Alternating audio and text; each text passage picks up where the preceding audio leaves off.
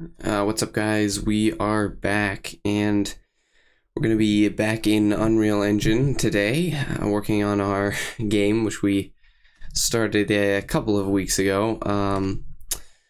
I think, we started on this Endless Runner project with a goal of getting it done in 1 hour. Obviously, that wasn't quite realistic, but we're gonna carry on with working on this project and hopefully bring it to completion fairly soon. I don't want to make another time estimate after the what we experienced last time, but I would say, after a couple hours tonight, we should be able to get some good progress. So we're booting that up.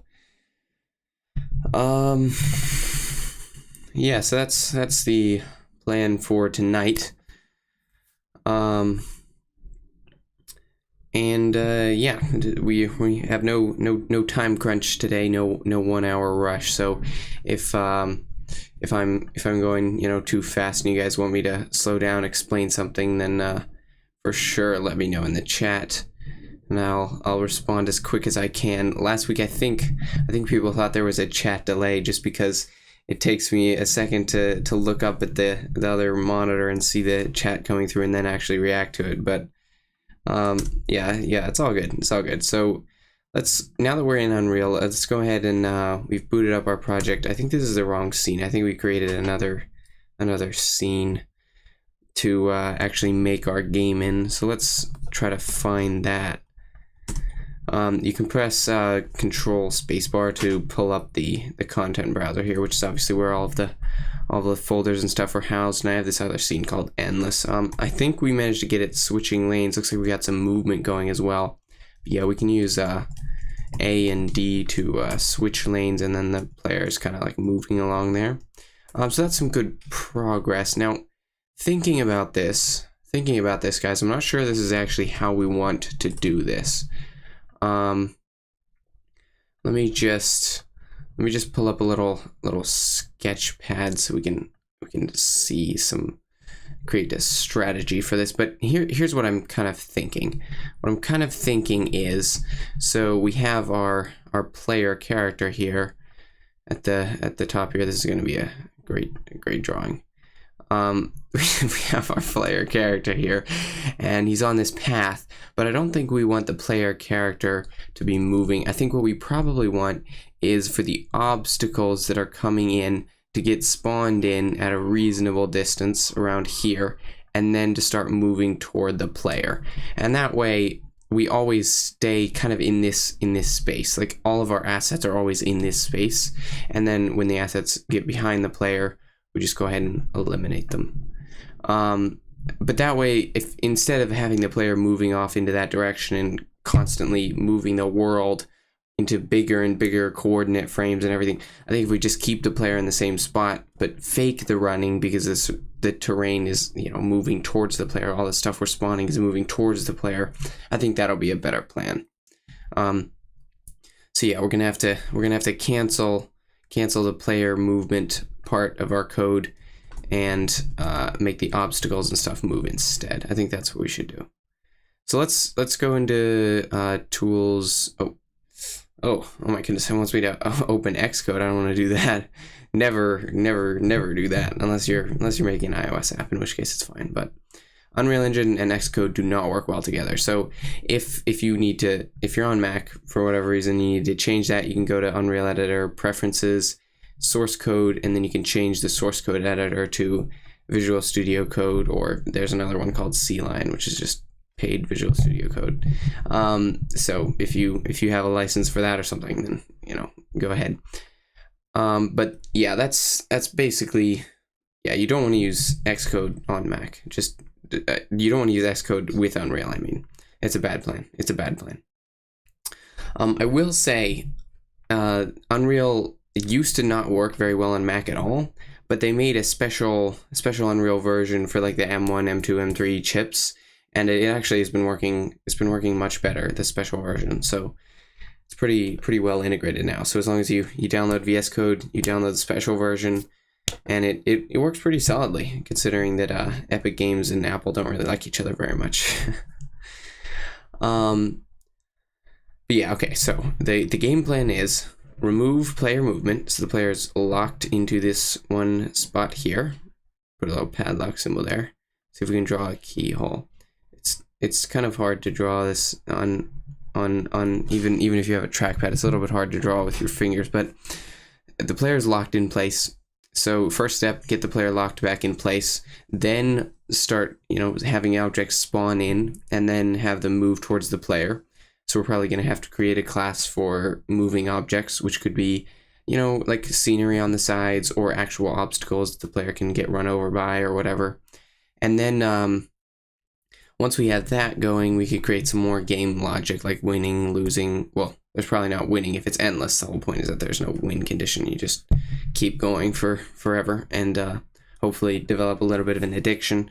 But yeah, so lock in the player, add some obstacles, get them moving, and then we're starting out with like just basic like gray boxing type assets, just cubes and cuboids and stuff. So if we get a chance, we can actually add some cool stuff from the Unreal Marketplace or whatever. Add some cool assets in. There's a ton of free assets, which you'll see when we get to that part. There's just an absurd amount of free assets you can just get. So that's definitely very nice. And yeah, we'll have to decide on a theme for the game as well, because we're not straight ripping off Subway Surfers and using trains and stuff. Obviously, that would be a step too far. We've got to differentiate ourselves at least a little bit. So anyway, yeah, this is just about booted up, and then we can get into the meat of our programming and everything once we have it linked back up with the Visual Studio Code. I don't know. I don't know why it was linked up with Xcode, but yeah, that's a bad plan.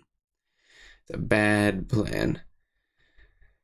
All right. Yeah, let me just check. One thing I do want to check is I got some wired Ethernet hooked up, so we should be cruising along at a higher bit rate. We should be able to stream higher quality or whatever. So I want to check and make sure that's working.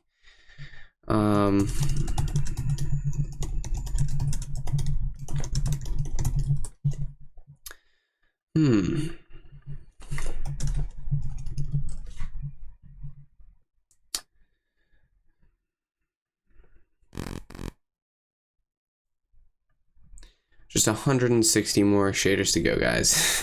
160 more shaders. 91, 84. Here we go.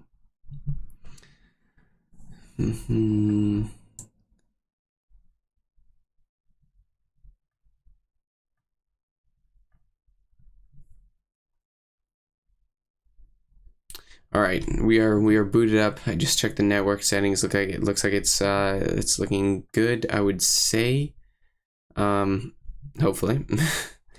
Can never be sure. Oh, so we keep booting into this level, so let's change the default level as well. That can be a useful thing to do. You can change the default level pretty easily. You just go into edit project settings, I think it is, and then I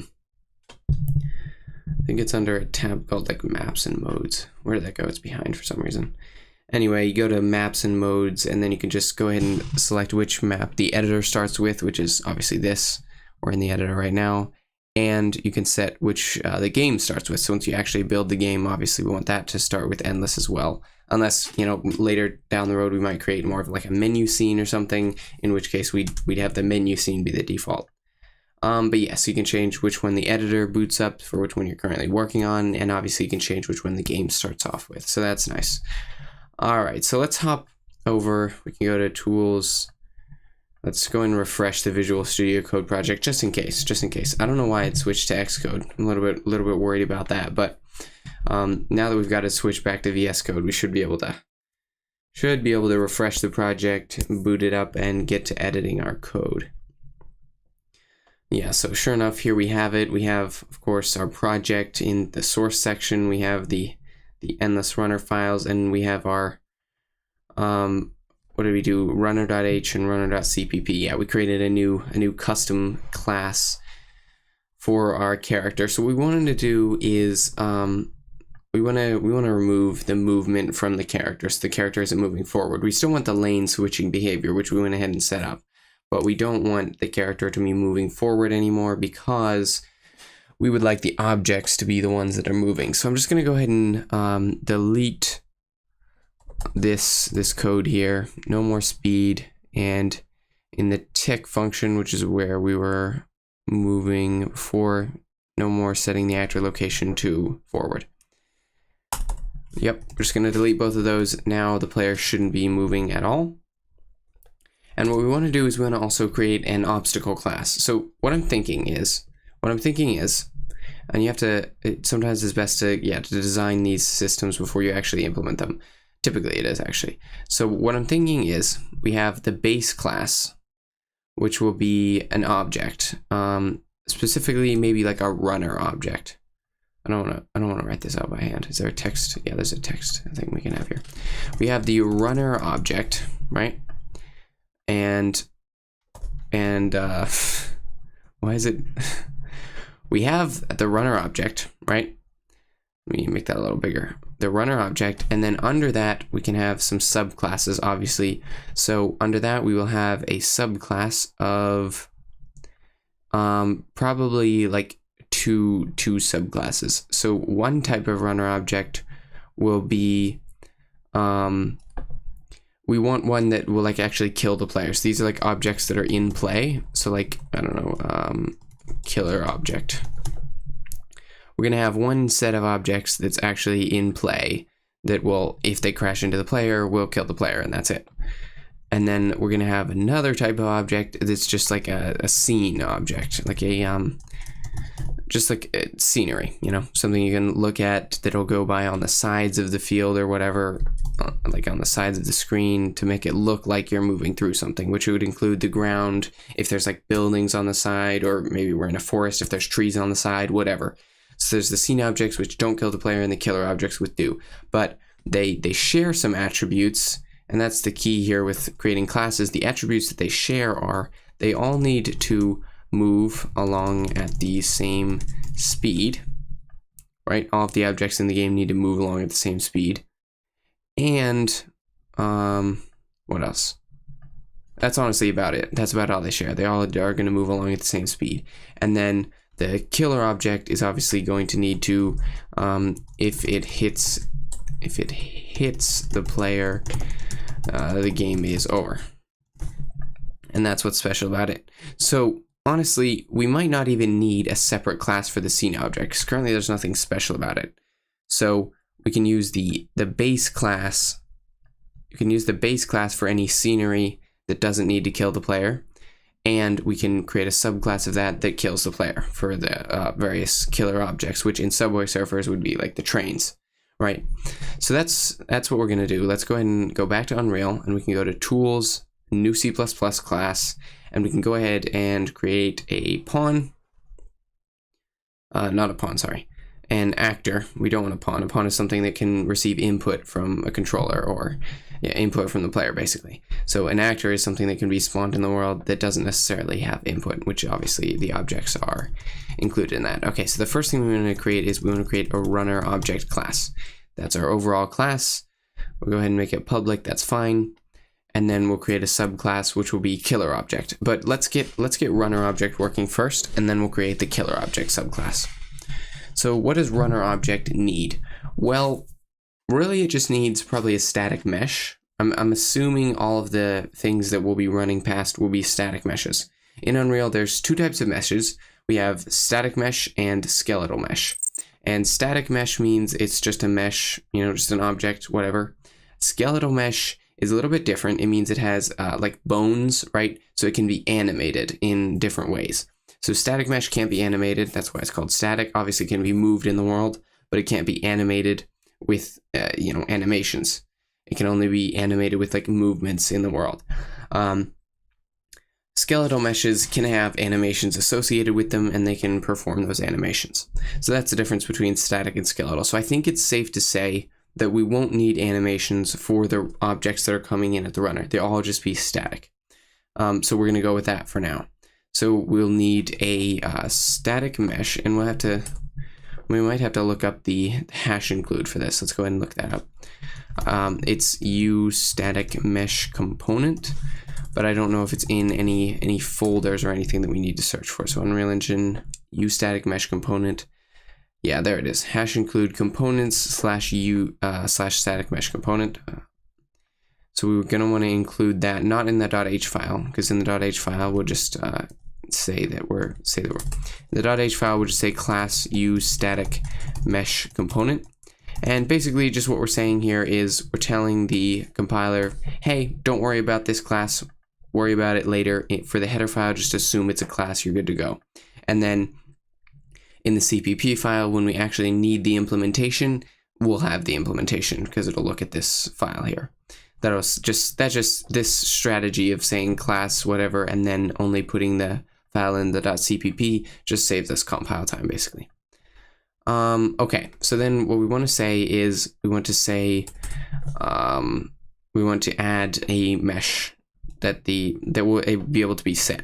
So we want to say uStatic mesh component, and since this is a pointer, we'll add an asterisk. Basically all objects will be pointers for this.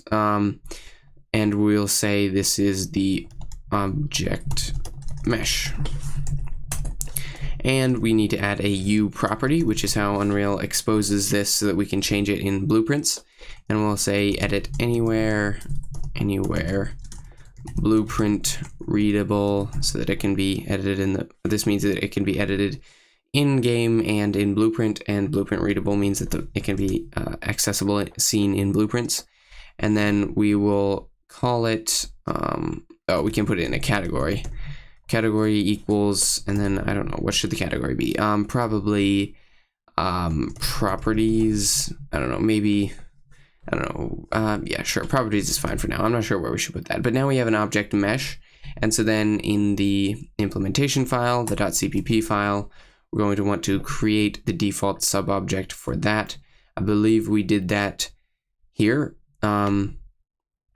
for the runner. So we can basically copy what we have here. We may have to edit some things, but obviously we don't want to have to remember 20 functions, calling 20 functions, so copying and pasting is definitely a good option here. So object mesh is going to equal create optional default subobject uStatic mesh component, because we're creating a static mesh component, and we'll call this object mesh. That's the name that'll appear in the inspector, and then we'll say if we successfully created that, so if object mesh, and then if you select a word and then you press Command D, you can go ahead and select the next instance of the word over and over again. Now you can see here the next instance is in here, so I don't want to replace that, so I'll just overwrite, and you can see it just multi-cursored it. So Command D just adds another cursor, another selection around the next word there. And we can do the same thing down here. Select this one. Okay, it wants to select that one. So one thing is it does just select that exact word. So you do have to be careful. If I were to Command D this one before, then it would have selected this word mesh here, which obviously we don't want. So we can select these bottom three, and now we're doing all of these function calls on the object mesh. And basically, we're just setting up some reasonable defaults, like telling it to load on the server and the client, and the basic visibility and shadow stuff, and we may want to change the mesh collision profile name later, but we'll probably worry about that later. So all right, so we're creating a mesh. Let's go back into Unreal and just make sure that worked, because you can never be too careful. Sometimes it seems like a really simple thing and you still end up with a compile error, which is obviously what just happened right here. So let's check this out. Runner.h, runnerObject.h, line 15, blueprint readable is not found. Wait, I don't think it might not be blueprint readable. I might have set the wrong thing. I think it's maybe blueprint read write or something like that. I should probably check it, but I'm just gonna guess and compile. Okay, it wasn't that. We're gonna have to Google it. Blueprint. Oh, okay. Wait. So it's not that. It's that we didn't set it to public. So the public is down here. So we need to. You can press Option to select. If you have something selected, you can press Option to move it the whole line up or down, which is very nice. So we'll move public so that this is now in the public section, because obviously we need it to be public for the blueprint to be able to access it. And now keep in mind it could be public or protected, because if you remember, private means only the class can access it. protected means the class and subclasses can access it, and public means anyone can access it. So it could work for protected since the blueprint will be a subclass. We could do that. Okay, so there's no member named visibility based anim tick option. That's the issue we have with copy and pasting. There's something about animations here, which obviously is not applicable for a static mesh component, because back in that file before, we were doing a skeletal mesh component because the character is animatable. So we have to make sure that the animatable stuff is set up for that. Here we're just doing a static mesh that will not work with animations. So let's go ahead and find we want to create a blueprint now for our object. Create a blueprint class, and this is going to be an object, a runner object, or whatever I called it. Am I the only? Oh yeah, here we go. Runner object. Select that, and then we'll call this BP underscore test runner object. Test runner object. There we go. If I could type, then we can open that up, and now we should have a skeletal mesh called object mesh. Excellent, excellent. And we can set this to, I don't know, whatever, which one of these meshes looks good for testing. How about a nice cone? And now if we drag that into the world, just as a little test, see we have a very small cone. This is indeed a very small cone. You can press F to, if you have something selected, you can press F to go ahead and hone in on it. So yeah, this is a very small cone. We may need our cone to be a little bit larger. Since we set up the settings correctly, we can go ahead and set it to a scale of 5. And then head back over to our scene, and we can see it's much more reasonable. Okay, so we have a static mesh appearing correctly. Excellent, excellent. Now let's add some movement functionality. So we're basically just going to do exactly what we did for the player last week, which was, first we're going to need a speed variable. So we're going to need to do u property edit. Let me just copy this because this is pretty. We probably want the same things there, and then we're going to do a float speed, and we'll set this to 1000. I don't know if that was a little too fast. Let's try 100. And that'll be our speed. And then in the tick function, we can say set actor location, because we want to set the location of this whole actor, which is the object that includes this now it's a cone and everything like that. So we want to set the actor location to be get actor location. And then we're going to add a new F vector. And then this is going to be, I think it's, we want 0 speed 0. So I think the X, Y, Z, I think the Y axis is forward backward. I'm not sure, but I think it's forward backward. And if that's correct, then we should be moving forward by speed times delta time. So if you guys don't know, do you guys know what the whole delta time thing is? Do you guys know how that works? I can explain it. So basically, we have this float delta time passed into the function. So tick runs every single frame, right? But the thing is, we don't know how fast frames are going to be generated. On a really good computer, this could be 165 frames every second. On a really bad one, it could be 1 frame per second. We don't know.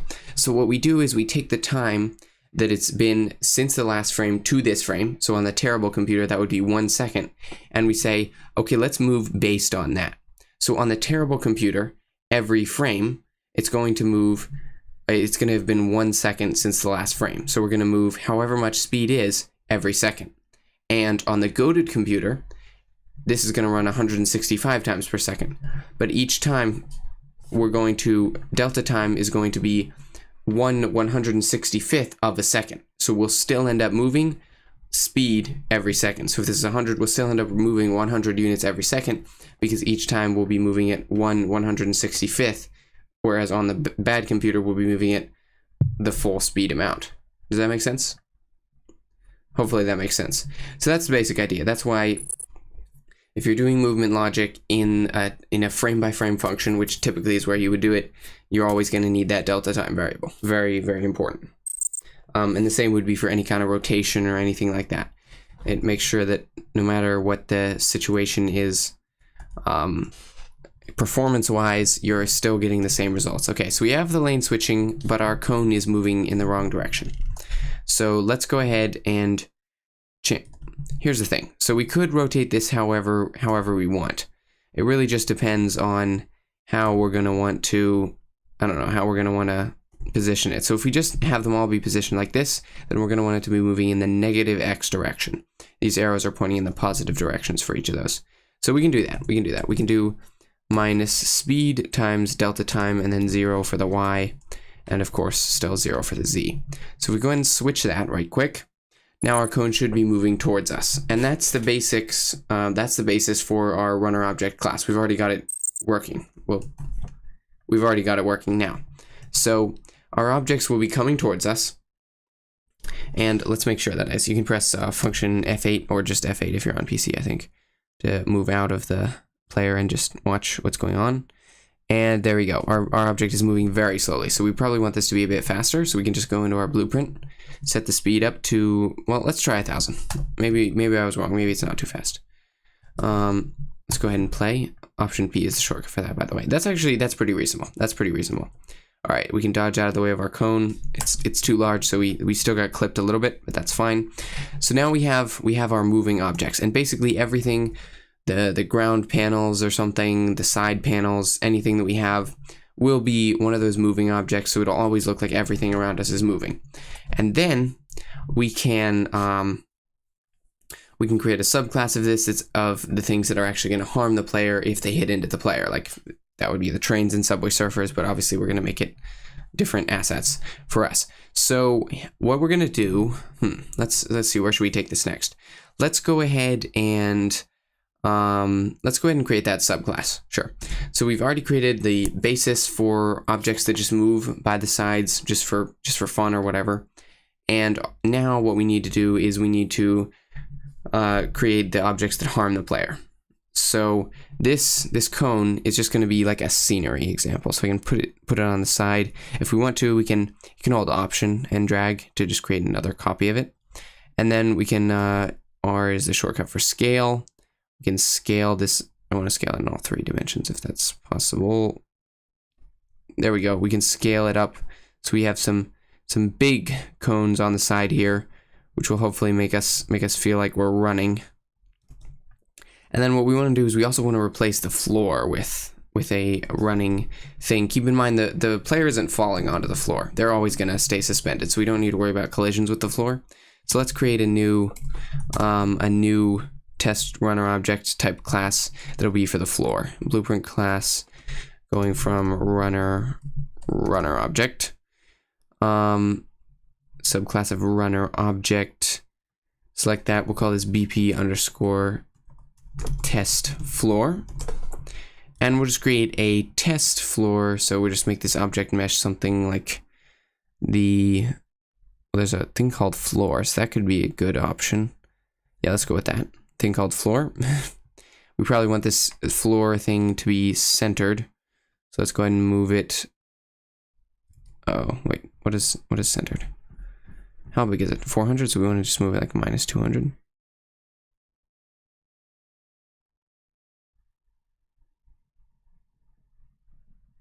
There we go. And then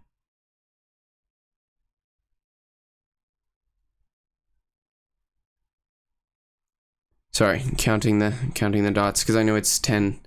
As you can see up here, it says it's a 10 click. I probably could have actually just set that to 100 and then just done it twice. But anyway, now it should be centered. And we may want to scale that, probably not on all axes, probably just on the x-axis since it's going to be moving along.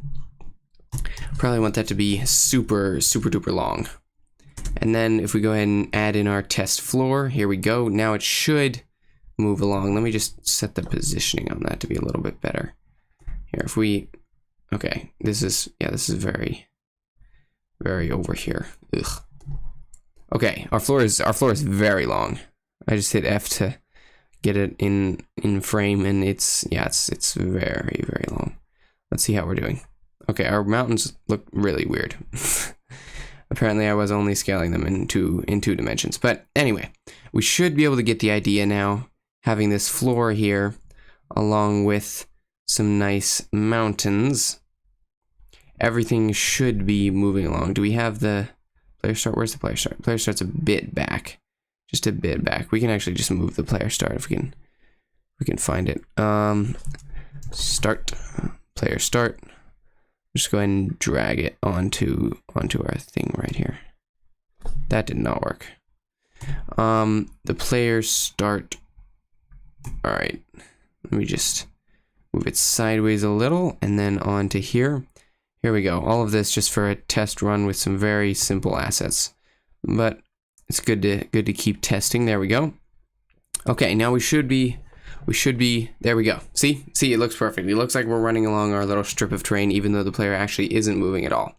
And if we widen our road out a little bit, then it'll look a little better as far as doing that lane switching. So let's go ahead and do that. Let's make it twice as wide. Should be sufficient, I would think. Recenter this. Actually, recenter the floor since it's now sticking into the mountainy things. Here we go. We should have a. No.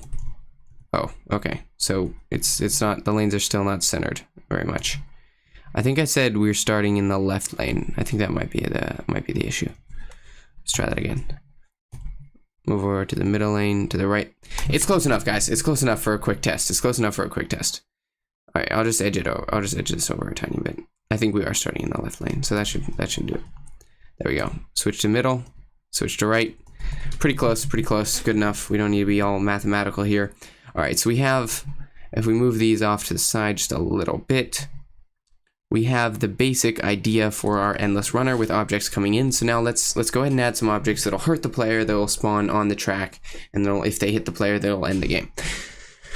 So we want to go ahead and create a new tools, new C++ class. This time though, we're not going to be deriving from one of the defaults. We're going to be deriving from the, dude, I don't know why I keep spelling runner with one N. Like, all right, we're going to be deriving from the runner object, and we're going to make this the killer runner object, because this is the runner object of the type that can kill the player. So if the player hits into this, it'll be GG's for them. So let's create that object, and basically it's already going to have the movement logic. So basically all we have to do is, I don't know, make some kind of a check. I don't even know if we need this subclass, but let's imagine that we might have more functionality for the killer runner object later. And just carry on. All right, so if we compile this, we don't have anything for the killer runner object right now, but we may soon. So let's go ahead and leave it like it is with a separate class just in case we need it. And once we have that, we can go ahead and create a blueprint that's a subclass of killer runner object.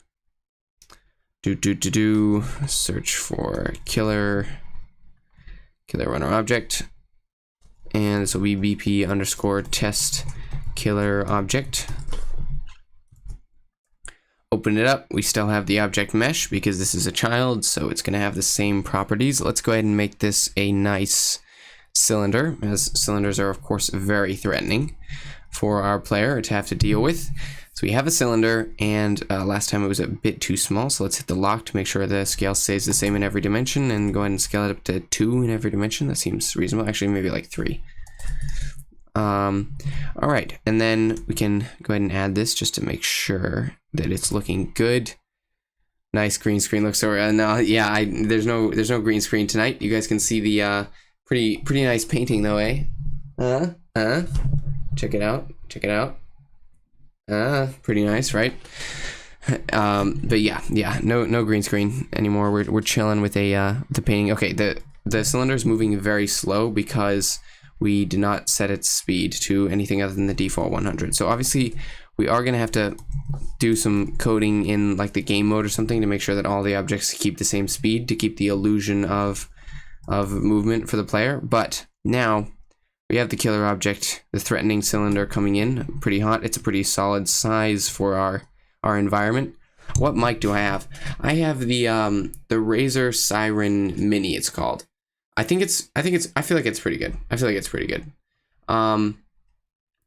It's like, I don't know. It's pretty cheap. You can just get it off Amazon, and if you play, hopefully it sounds good to you guys. If you play with the settings in OBS a little bit, you can get it to sound a little bit better. Basically you just do, like you say, if it gets super loud, compress it down so it's not as loud, and if it gets super quiet, lift it up so it doesn't sound as quiet. Like, so that way, even if I talk really loud, it's not that loud, and even if I talk really quiet, it's not that quiet. That's the main thing. And then you also can do this. There's this like, this is kind of funny, guys. I'll show you this because it's kind of funny. If you go to let me pull up the mic settings, and I'll bring it onto my main screen so you guys can see. These are the filters I have on my mic. So this one makes it a little bit louder, but the funny one is this one. So I can change how I sound with this. So I can make the high sounds a little higher, and now you guys can hear it's like kind of, well, I can't hear. I can put it in my head earbuds if I want to hear, but it's kind of more like, it's very crisp, but also like really high pitched. And then you could crank up the deep part, and then it sounds like I'm I don't know, very deep voice. And I guess I don't know what happens if you turn up the middle. I guess it just sounds more normal. So I can sound like a nice podcaster voice going on here. That's the idea anyway. Just edit the voice a little bit. Anyway, I thought that was kind of funny. You can make yourself sound a little bit like you have a little bit of a deeper voice or whatever. All right, let's get back to the coding though. We can stay on topic here. Okay, so we have this working. We need to make it so that when the killer object actually hits the player, it actually does something. So actually, that's something we need to add. We need to add a collider to the killer object, because we don't really need a collider on the runner objects, because that would just be a waste of performance, because we're never going to use that. What we do need is, a that's a lot of wrenchmen. What we do need is a collider on the killer object, so that if something runs into it, it can actually detect that. So I think it's just like a U box collider or something is probably what we want. Let me search for that. Let's see. That's Unity. That is not Unreal. That is a Unity. U box collider Unreal is obviously what we want to search for here. Oh, it's U-box component. Have some respect for that, dude. I'm very respectful. I don't know what you're talking about. The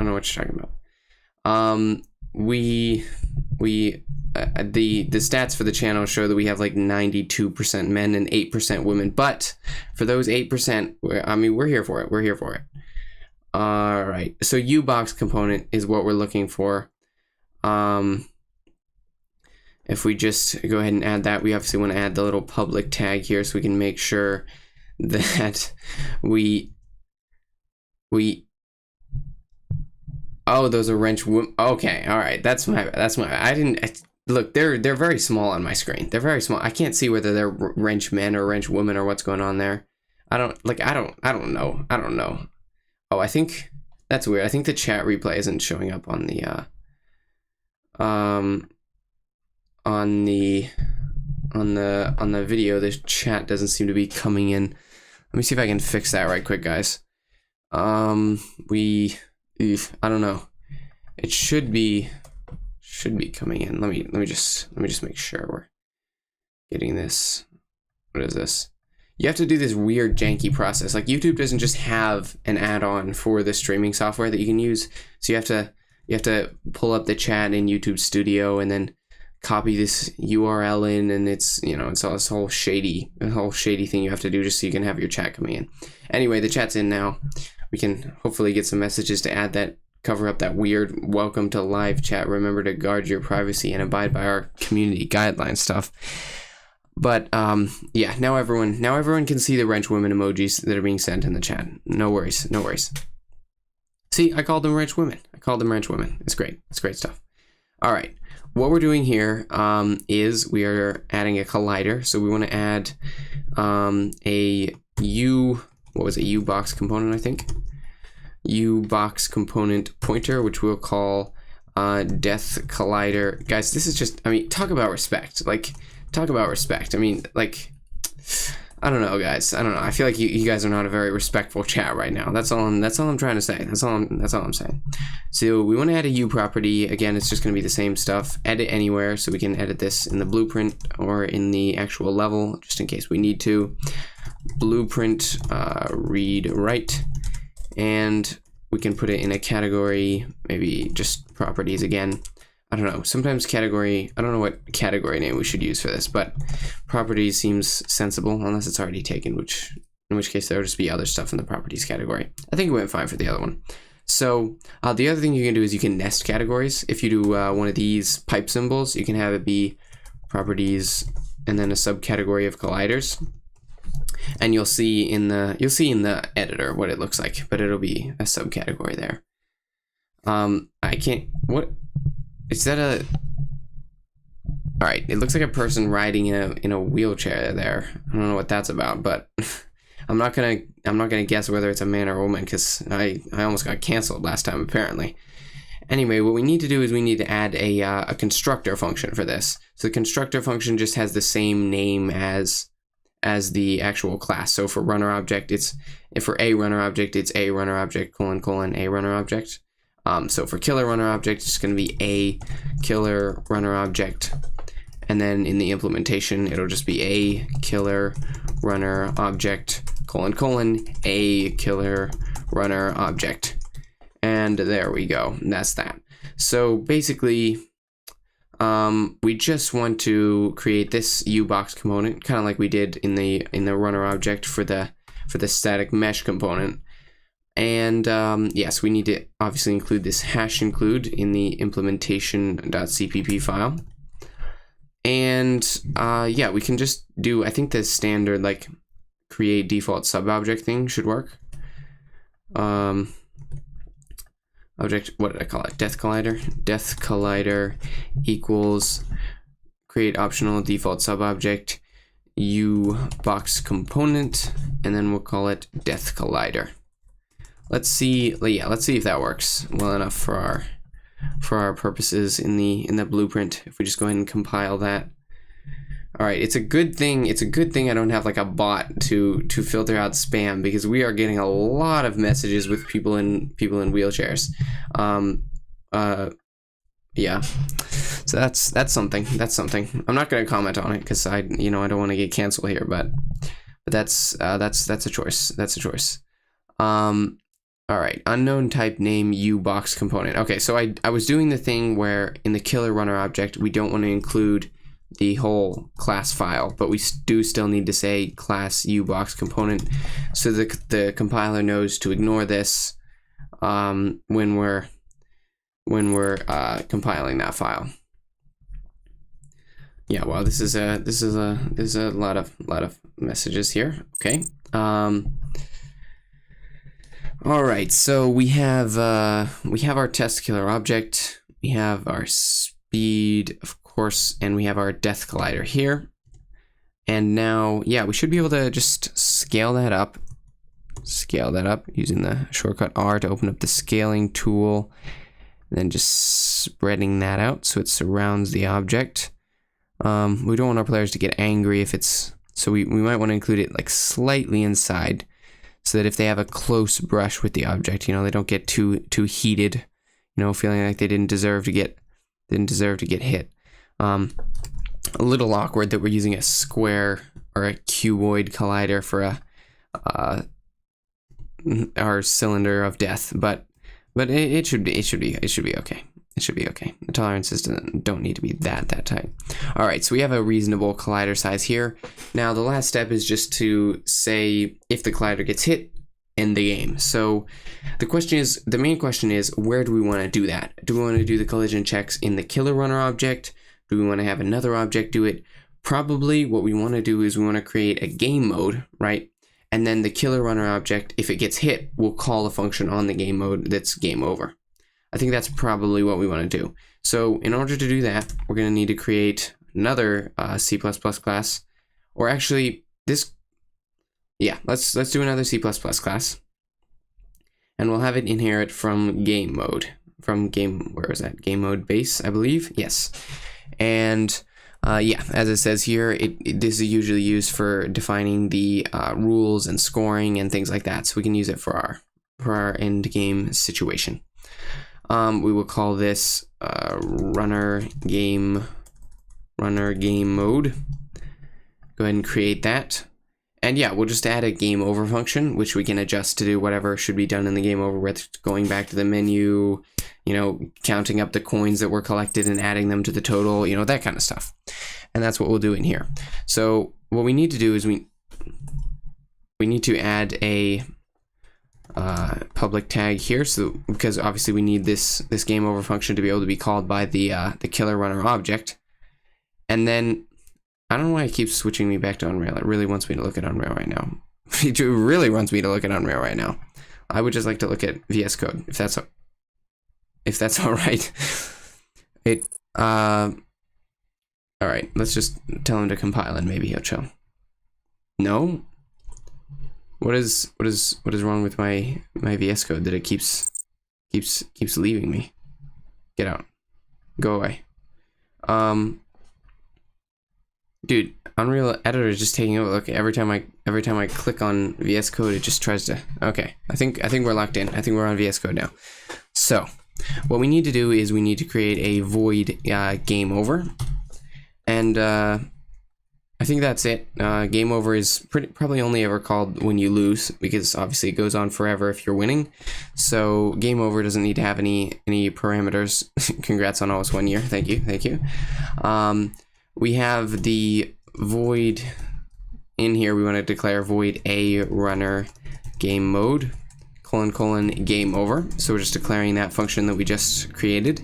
And inside of this, what we want to do is what do we want to do? Further down the road, we might add things like score or like, you know, coins collected, that type of thing. But right now, what we mostly want to do is just, I don't know, I guess end the game and the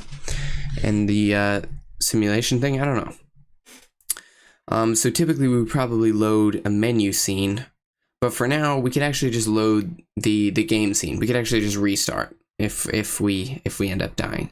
That could be a good thing to do. So let's look up Unreal CPP load scene. Let's check that out. Load and unload levels with C++. Okay, there's an error. We can't access this page. This is the page we need, guys, and we can't access it because it's like what it's the Unreal documentation. How can it not be accessible? This is yeah, this is rough, guys. All right, for now let's not get sidetracked too much with that. Let's just go ahead and print out a debug message that will tell us that the game is over. And actually, there's two ways to do this. So you can do the regular printing to the log, which is one thing, or you can print it onto the screen, which is typically much more helpful. So there's this thing called G-Engine, which is like graphics engine, I think. And you can say if G-Engine. So if the graphics engine is there, because in the finished game, the graphics engine won't be there, so you don't want to cause an error. You just want it to pass on and ignore this. G-Engine add on-screen debug message, and that's the function you can call to add a message onto the screen. Now there's a bunch of parameters like color and stuff, so I think I'm gonna have to look it up what the exact function call here is. Unreal G-Engine print to screen. That should pull up results. There we go. You can see I've visited this page before, probably many times. Here we go. Yeah, G-Engine add on screen debug message, and you can see there's a couple of things like how long it's gonna last for, and let's see, what else is this? I don't know what the first one might be duration, and then the second one is something else. I don't know. And then obviously there's F color, which could be, you know, you can do all kinds of colors. And then here for the text, I'm just gonna put game over. So now we should be printing out a red message, which will last for an indeterminate length of time, and we'll be able to go ahead and see that whenever we get hit by one of these game over objects. Oh, no, we won't, because I actually didn't call that function ever. So what we need to do is we need to actually call that in the killer runner object. So what we're gonna do is we're gonna add an on collision enter check that'll check when the collider box is collided with, and then it'll call that function. So Unreal's taking over again, I think. Unreal CPP check for collision detection in C++. I don't don't know why Unreal keeps snapping me back to look at it. It's very spotlight happy at the moment. So there's something to look into. I'm gonna have to minimize it again, I guess. What are we? Okay, this doesn't seem helpful. Unreal CPP. We want to bind a function, is what it's typically called. Bind a function to a collision event. Yeah. So basically, we'll have to do two things to create a function on overlap begin, which I'll go ahead and do. We can basically just copy their function declaration because it has to have a very specific set of parameters so we can get all the information from the collision event, like who's colliding with us, like what component is being collided with, who's colliding with us, what component on the other object is colliding with us, and some other stuff as well. And then we can bind that. So what we want to do first is we want to actually implement that function. So it's going to be void a killer runner object : and then on overlap begin. We can actually just copy this whole declaration here, because obviously we want all of the parameters to be exactly identical, and then we can add our braces. And in here is where we'll get the game mode and then call the game over function. All right, so we need to bind this function, and then we need to actually have it get the game mode and call a game over function. So if we look in here, maybe yeah, here we go. We do, hang on a sec, let me just check this. We typically do the object, and then on component begin overlap dot add dynamic, and then we say the function we want to call. So what we're going to do is in the constructor function, we're going to say death collider on component begin overlap add dynamic this, and then the function we'll be calling is a killer runner object : on overlap begin. Okay, so now every time the death collider is overlapped with, it'll call this function. So we also need to add a check here, because obviously lots of things could overlap. We need to say if the player is overlapping. So if the overlapping thing is the player, then get the game mode and then call the game mode, the game over function. So how do we check if it's the player? Well, we can use a library called gameplay statics, which is under, I use this a lot, so I believe I know it. It's under Kismet / gameplaystatics.h. I'm actually going to double check that just in case. Unreal CPP Kismet gameplay statics. This gameplay statics thing, gameplay statics, has just a bunch of useful functions. Yeah, I got it right. Let's go. A bunch of useful things, like there's a whole like damage system and stuff, but what we're looking for today is getting the player. Let me just search for player. Not create player. We want, I think the function is just like get player. Get player character is what, yeah, get player character is what we want. So we can use this. The way we use the gameplay statics library is we say gameplay statics : and then we run the function get player character. So this is going to be the player character, and then we just want to check if other actor is equal to the player character. So we get the player character and we say, hey, is this other actor that just overlapped us the player character? And if it is, that's when we get the game mode and call the game over function. So how do we get the game mode? Again, I'm pretty sure we can just use this gameplay statics library. So we're going to search for game mode. Yep, get game mode. Perfect. So this, you can see this is pretty helpful for getting all of the core elements of the game. So once again, we're going to do gameplay statics : get game mode. And there we go. And obviously we need to actually create this. This is going to be just a game mode. Game mode equals that, and we're gonna have to cast it. So we can't, this should be a pointer. We don't want it to just be a generic game mode class, which I'm not even sure this is correct. we don't want it to just be a generic game mode class. We want it to be our game mode class. So we want it to be an A runner game mode. So we want to say A runner game mode equals, and then we want to cast this to A runner game mode. And basically all this is we put this in parentheses and we say, hey, try to make this game mode an A runner game mode. So if it is, then that'll succeed. If it isn't, then it'll fail. So what we need to do next is we need to check if game mode is a thing. If we successfully created a if game mode is an A runner game mode, then this variable will be full. If this thing fails, then the variable will be empty. So that's why we have to check this. And then if that did succeed, we can just run the function game over at long last. So just a quick recap. In the constructor function, we say, hey, whenever the death collider is overlapped, go ahead and add this function. Go ahead and run this function. And then in this function, we say, hey, if what overlapped us is the player, go ahead and get the game mode. And if the game mode is the A runner game mode that we made custom, then go ahead and call the game over function, which obviously is this, where is it? This game over function right here, which just prints game over.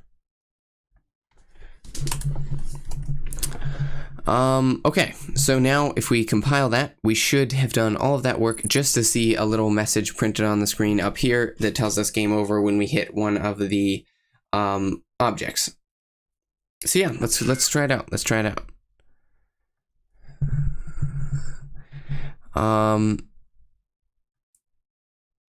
Okay, so we have an error here. Get player character is giving us an error. Too few arguments to call. Oh, so we were supposed to have arguments for some of these functions, which I completely forgot about. I am seeing, I don't know, I'm seeing someone in the chat introduce themselves. I'm not sure if this is gonna look bad if this is like somebody that I should know. Unreal's doing the thing again. Hello everyone in the chat. Unreal is doing the thing again where it takes up the focus. So, dude, it's completely fine and chill. Go ahead. So basically, what we're gonna be doing is, we're going to be fixing the errors. Sorry, I completely lost my train of thought there. We have a couple errors because I forgot to put the arguments into some of these functions that we're calling. So what we're going to do is we're going to go back to the CPP file after minimizing Unreal since it's not being very friendly today.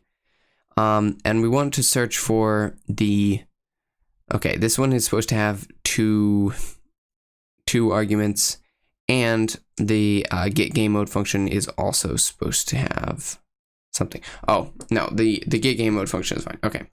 What if you put the arguments in different places?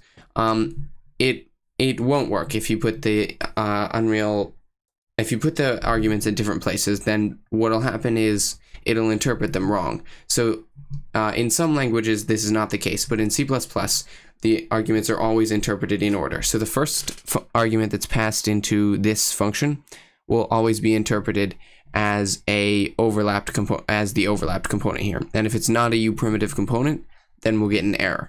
So you do have to make sure that the arguments are in the correct order in C++.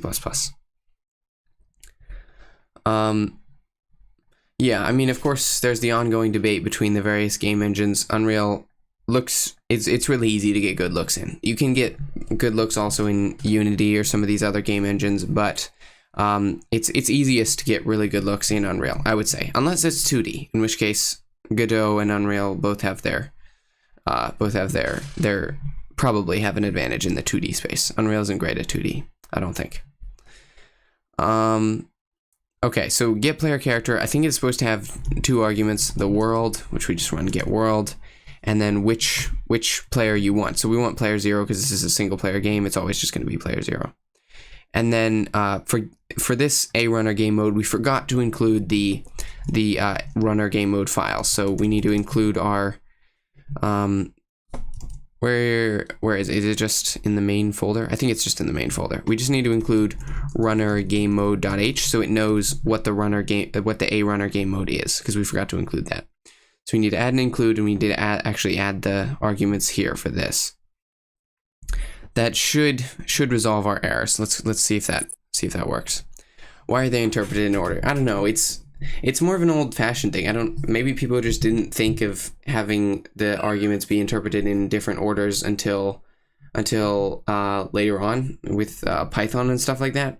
But like all the old languages, they're interpreted in order. It wasn't until like things like Python came around, higher level languages like that, that you were able to do that. Okay, all right. Let's not be too harsh. I feel like Godot could be up and coming. Could be up and coming. Especially with the Godot is more along the lines of Unity, but with Unity making the decisions it's making, Godot could replace it in a couple years. I could see that. Okay, so we need to make sure. Let's see, other actor. We didn't cast it to a character. So basically, what's happening here in this error is this other actor is an actor type. And obviously the get player character is a character type. So what we need to do is we need to go ahead and cast, we need to say a character. This is obviously going to be a pointer. Other character equals a cast of a character on the other actor component. So basically what we're saying is try to turn other actor into a character and put it in this other character variable. And then we'll compare that with this thing. And then the other thing we need to do is we need to say if this is a thing. Because remember, by actor, do you mean game objects or real life people? We mean game objects. Actor is like, if you're used to Unity, it's basically the game object. Actor is the same as game object. So an actor is just any kind of object that can be moved around in the world. That's it. And then you have subclass of actor. You have the subclass pawn, which is any kind of actor that can move around based on user input. So yeah. I see we have a little bit of a war going in the chat. Hopefully that doesn't spit too much fire. So what we're doing now is we're creating this other character variable, and we're trying to get a character out of this other actor. And if that fails, this if statement won't run. And if that succeeds, then we'll go ahead and check if it's the same as the player character. And if it is, then we'll get the game mode and we'll run the game over function. I bet you're just a player. And that's a good one. Someone should make a meme out of that. Your net code. All right. Yeah. Hopefully the chat survives this civil war that's going on right now between Godot and Unreal. Okay, we're hopefully narrowing down the number of errors. Hopefully. We only have 3 left. Can you hop on Godot right now? I don't want to get in the war too much, right? I don't want to get in the trenches too much. But I don't have Godot installed. Let's not go crazy here. Maybe I'll install it. Maybe we'll do a Godot stream at some point. But I haven't really used Godot that much. It's true. Let's see. Godot, by the way, Godot has their custom GD script, right? Is that right? They have their custom scripting language which you use. It's kind of high level. So yeah, that could be interesting to try. I prefer me a C# or a C++ over that. Yeah, we could try it. Oh, you can use C# and C++. Okay. I mean, that sounds kind of tempting. See, I'm a little bit uninformed. Maybe it is even better than I thought. Perhaps we will do one someday. Don't get the engine, bro. Save yourself from its evil grasp. I mean, I don't know. I feel like the only way a game engine would really take you over is if it was actually that good. So I feel like if it's a bad engine, you're not gonna have any worries about it taking you over. Only if it's a very good one. In Godot, you can make your game look better than Unreal Engine. I don't know. Guys, I could be wrong, but I haven't seen. And feel free to link one if I'm wrong here, but I haven't seen any 3D games in Godot that look anything like Unreal quality. But 2D games for sure. I think Godot is better at that probably than Unreal, because Unreal isn't great. We're getting a little sidetracked, so let's lock in on these errors. We forgot some arguments on the getGame mode function as well. Let's check out our documentation. We were supposed to throw in the world there, so that's an easy fix. We just go ahead and add VS Code. We just go ahead and say get world. You can just run the oops, we deleted a parenthesis. That's kind of unfortunate. You can just run the get world function from anywhere, and it just gets the world. So all you have to do is run the get world function, and that just wanted a reference to the world. I'm not sure why, because any object can get the world, so it seems like it'd be easier to just do that inside of the object. But you know, whatever, it's fine. All right, let's compile again. See if we have. We should at least, at the worst case, have 2 errors max. Hopefully, we get it down to even less than that. But we'll see. All right, show log. Okay, 2 errors generated. Okay, they're just long errors. I thought for a second we had a lot here, but it's actually just 2 very long errors, which just means lots of reading. A character is an incomplete type. Oh my goodness, I forgot to include a character. And let's check what the other error is as well. Where is the other error? Dude, that's the annoying thing about this. I'm just gonna fix the one error first, and then we'll do it. It keeps dude, Unreal just really wants to be in the forefront. Every time I switch to another app, it just keeps pulling itself over unless I minimize it. Okay, we need to hash include character.h. I'm not sure what folder it's under, so we might have to look that up. Unreal a character cpp include. Did not spell include correctly, but that's fine. Unclide is what I spelled. Game framework / character.h. Sweet. So all we have to do is drop that in, and then we may have one more error, which I couldn't find because the one error was just so long. I couldn't figure out where it was in there. Hey, look, guys, the war is over. The war is over. We are at peace. The two sides have come together. They both agreed the other engine is good, and maybe at least worth a try. Even if not good, you know. Can't really say whether it's good or not before you've tried it, which is valid. Okay, we still have 2 errors somehow, even though we did. Hopefully, we should have got rid of one, but let's see. No conversion. I mean, it should be that's interesting. It doesn't like the casting from doesn't like the casting from actor to character that we're doing here. What if we go the other way? All right, this is just a random idea. I don't know. It's risky. But instead, we cast the get player character to an A actor. We see what happens. Instead of casting the other actor to a character, we just use the other actor as it is, and we cast the player character to an actor, because obviously player character is an actor, and we see what happens. We see what happens. Dude, I don't know why. Like, for some reason, whenever you go to, you know, create these simple scripts, I mean, we're ending up here with 26 lines of code. It takes some time. Take some time, but we're getting through it. We're getting through it. I'm not sure if I don't want there to be 2 errors again. Like, please, just let it go down to 1. Let it go. All right, it's still 2. It's still 2. Let's try again. It's probably didn't work the way we were hoping it would. Which is fair, because I've never done that before yet. Why did you cast the actor to the character? Well,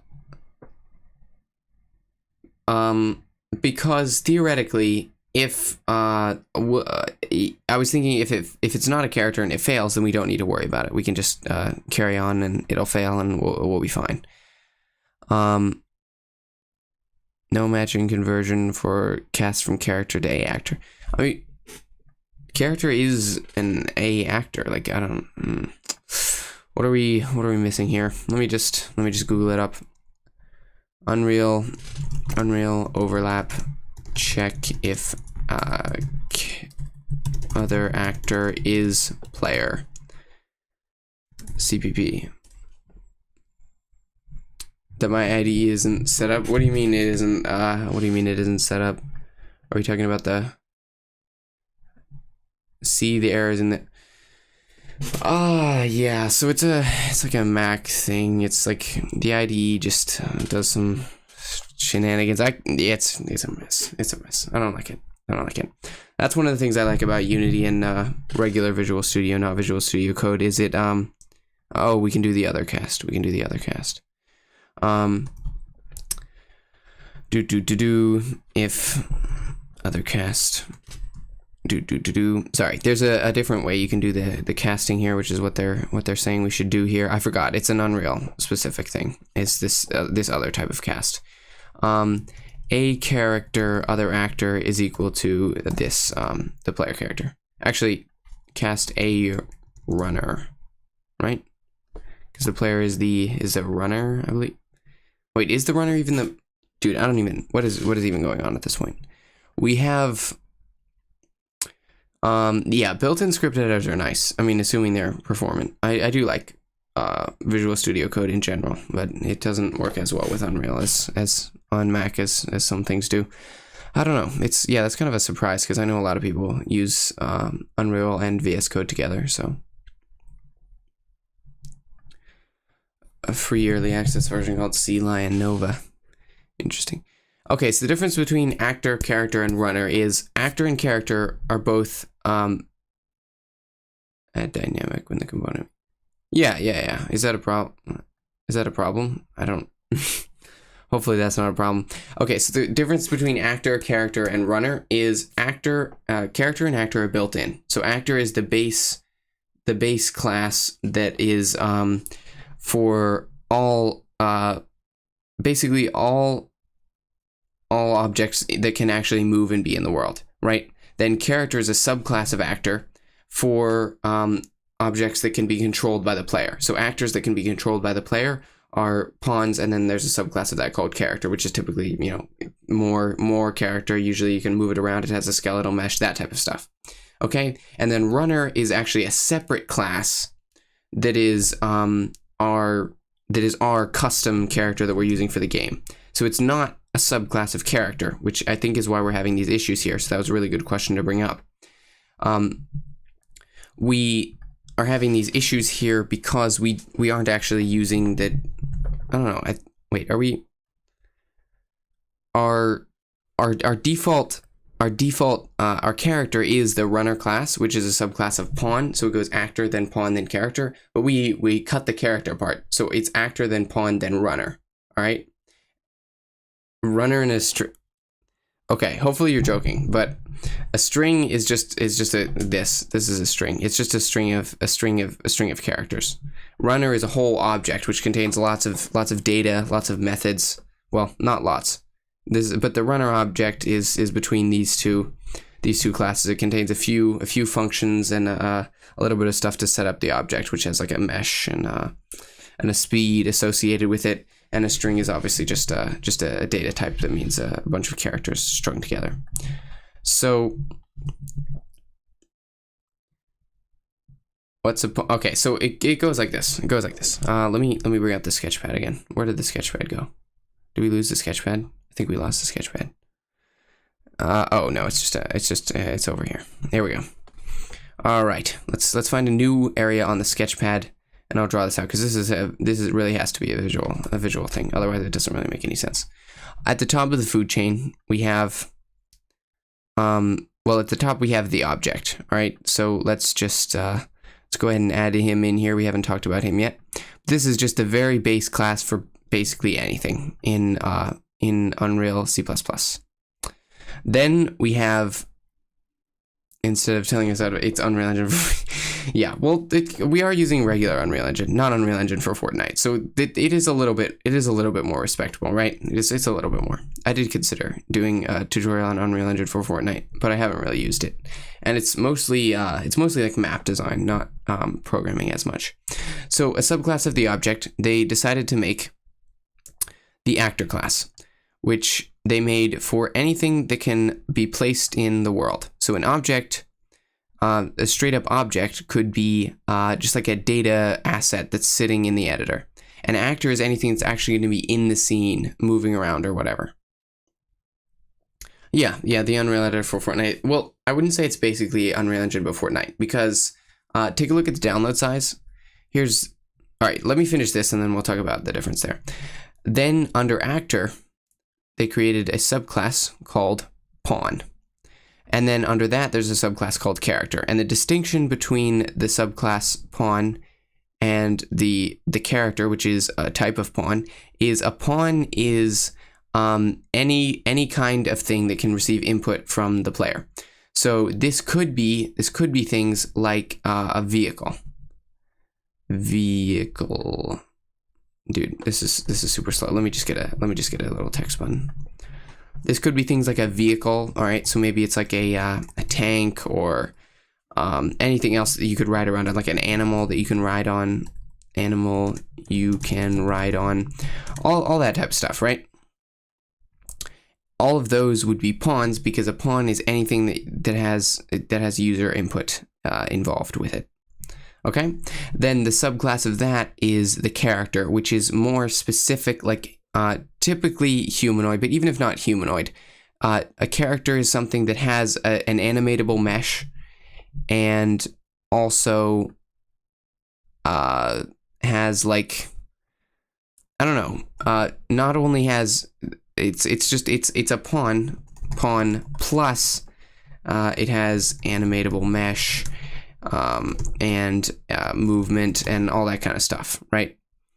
So you have this whole hierarchy here. There's the object, then there's actor, which is anything that can move in the world, then there's the pawn, which is anything that can receive user input, and then there's the character, which is a specific type of pawn. Yeah, it's the same idea as a pawn from chess. It's a specific type of pawn that you can the character is a type of pawn that you can move around, and it has a skeletal mesh, so you can have a mesh with animations on it. And I'm just gonna delete some of this stuff so we have a little more space to work with. So then we decided for this project that we were going to create another subclass of pawn, not of character, just of pawn, that would be the runner.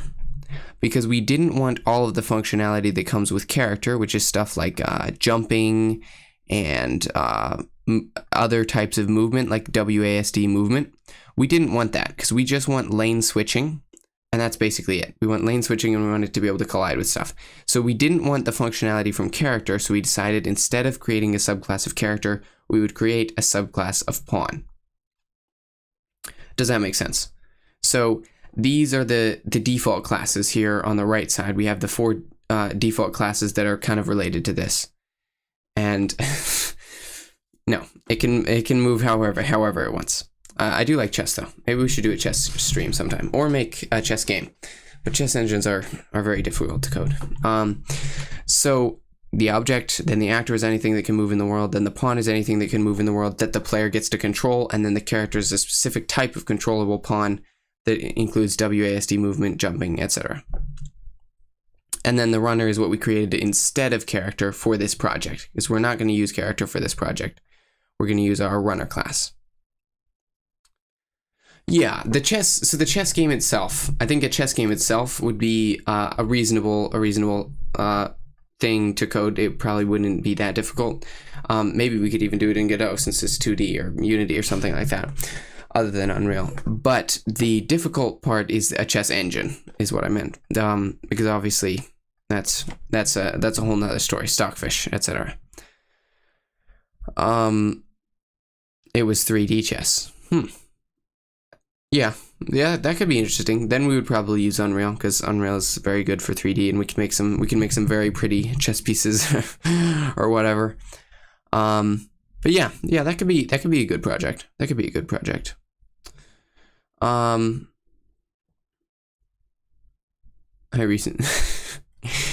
Yeah, okay. That could very well be the case. You join on stream in a couple weeks and we're making a chess game. That could be the case. I could see that.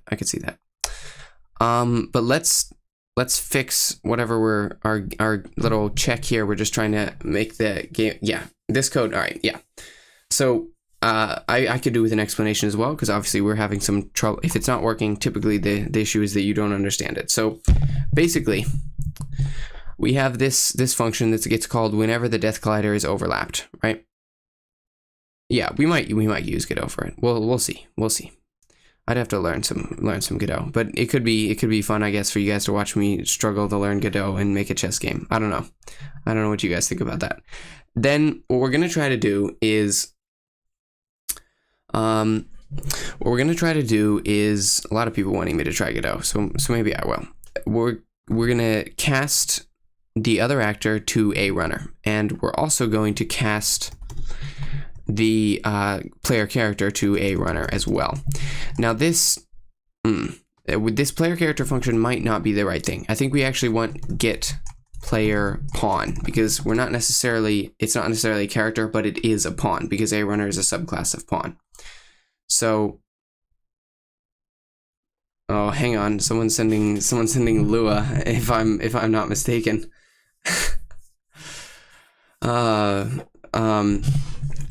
Yeah, I never told you guys about the old Roblox days, but we don't talk about that. We're casting the other actor that we collided with and the player pawn that we're getting to Get World. It got partially. That's actually so funny, because Roblox is, notorious for censoring random chat messages, and your chat messages about Roblox got censored. That's kind of funny. If the Death Collider wasn't exported, I have no idea. I have no idea what that means. A runner, game mode, Get World. Okay, so we're trying to cast. Yeah. That's all right. Anyway, let's go back to the documentation. We're searching for get player pawn, because we don't want to be getting player character, which may have been an issue.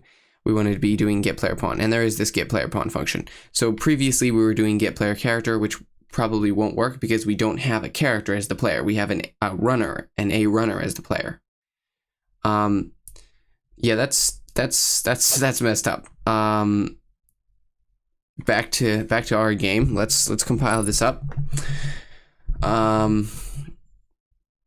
And hope that we don't need mods with literally 4 people in chat right now. We shouldn't need mods, guys. All right.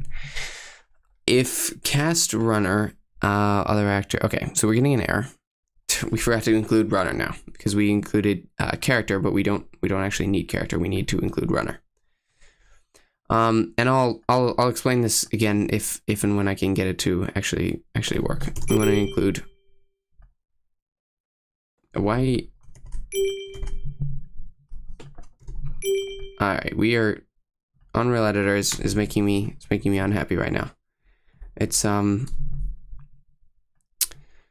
it keeps switching the focus back to it over and over again. Hopefully we can escape it. All right, there we go. Talk about a game engine taking over and you can't escape its clutches. Okay. We're going to include runner.h and runnergamemode.h, so we have access to both of those. We don't need to include character, which is why I just removed it, because we don't have a character. Sorry, I didn't mean to play there. I just need me to compile it. So why runner object is a parent of the killer object. Okay, so we want runner object and killer object to both move in the level, right? Because we want this, if we look at our level, this, not there. I don't want you to go there. Wait. Okay, let's put the log down here. That looks great. This is our killer object, and these are the runner objects. We want all of them to move towards the player along the line, so it looks like the world is moving. But only the killer object needs to have killer functionality. So it makes sense that they are all from the same base class, which is a class that moves along in the world. But it makes sense that this is, killer object is a subclass, so that it is the only object that kills the player naturally. So that's why the overall class of an object that moves through the world is the superclass, and the killer object is the subclass, which is an object that moves through the world and also kills the player. Oh, Godot does the same thing. Okay, well, so thing is, sometimes you have to build, like, I'm trying to set an example, guys, because, like, I mean, it's a little silly, right? Because I'm teaching 4 people how to code here, but I want to teach you guys right. I wanted to and I mean a lot of you guys already know what you're doing, but like I don't want to set a bad example and show you guys like a bad example, because like, you know, I have one job here and it's to make some code. So I should make the code good. I feel like I should make the code good. All right. We're having an issue with casting because I think I used the old casting, stealing my focus again. It's making me unhappy.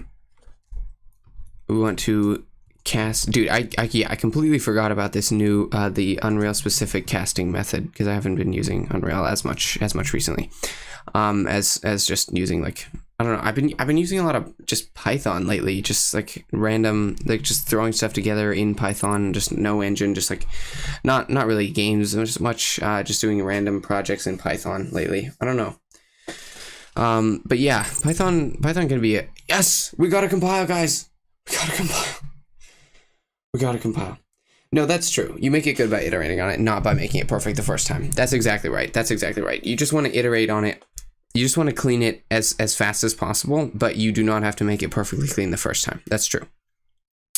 The thing is, though, there's a difference between making a clean structure and clean code, right? Clean structure, I feel like, has to come earlier. Clean code can come later. So if this code, if these few lines of code were crap right now, that doesn't matter. I can clean them later. But clean structure, the structure is harder to change later. That's the main thing. Okay, so we got the compile. So let's actually see, this should actually work, I believe. I think we picked this lane. We didn't get the print. Let's see what could be going on here. We're casting. All right, let's go over this one more time. So the other actor, we connect this, right? And obviously we can add some print statements here if needed. And dude, printing in Unreal is so long-winded and annoying. I know you can just create a function that shortens it down, but for now let's just do this. You just do UE log where you want to log it, which in this case is log temp. We'll do warning, so it's yellow, and then we'll say overlapped. And then inside of this check is when we're overlapping with the player. So let's say inside of here we'll print overlapped player, and then inside of here we'll print calling game over. So we have the 3 stages here, and we can see how many of them trigger, and we can see what's working and what's not. Can't you just make like a macro or whatever? Yeah, you can. But for now, yeah, I maybe I should have shown that. All right, for now, let's just stick with this. The thing is, it never sticks long term. Like, you always clean out the print statements anyway. So I don't know.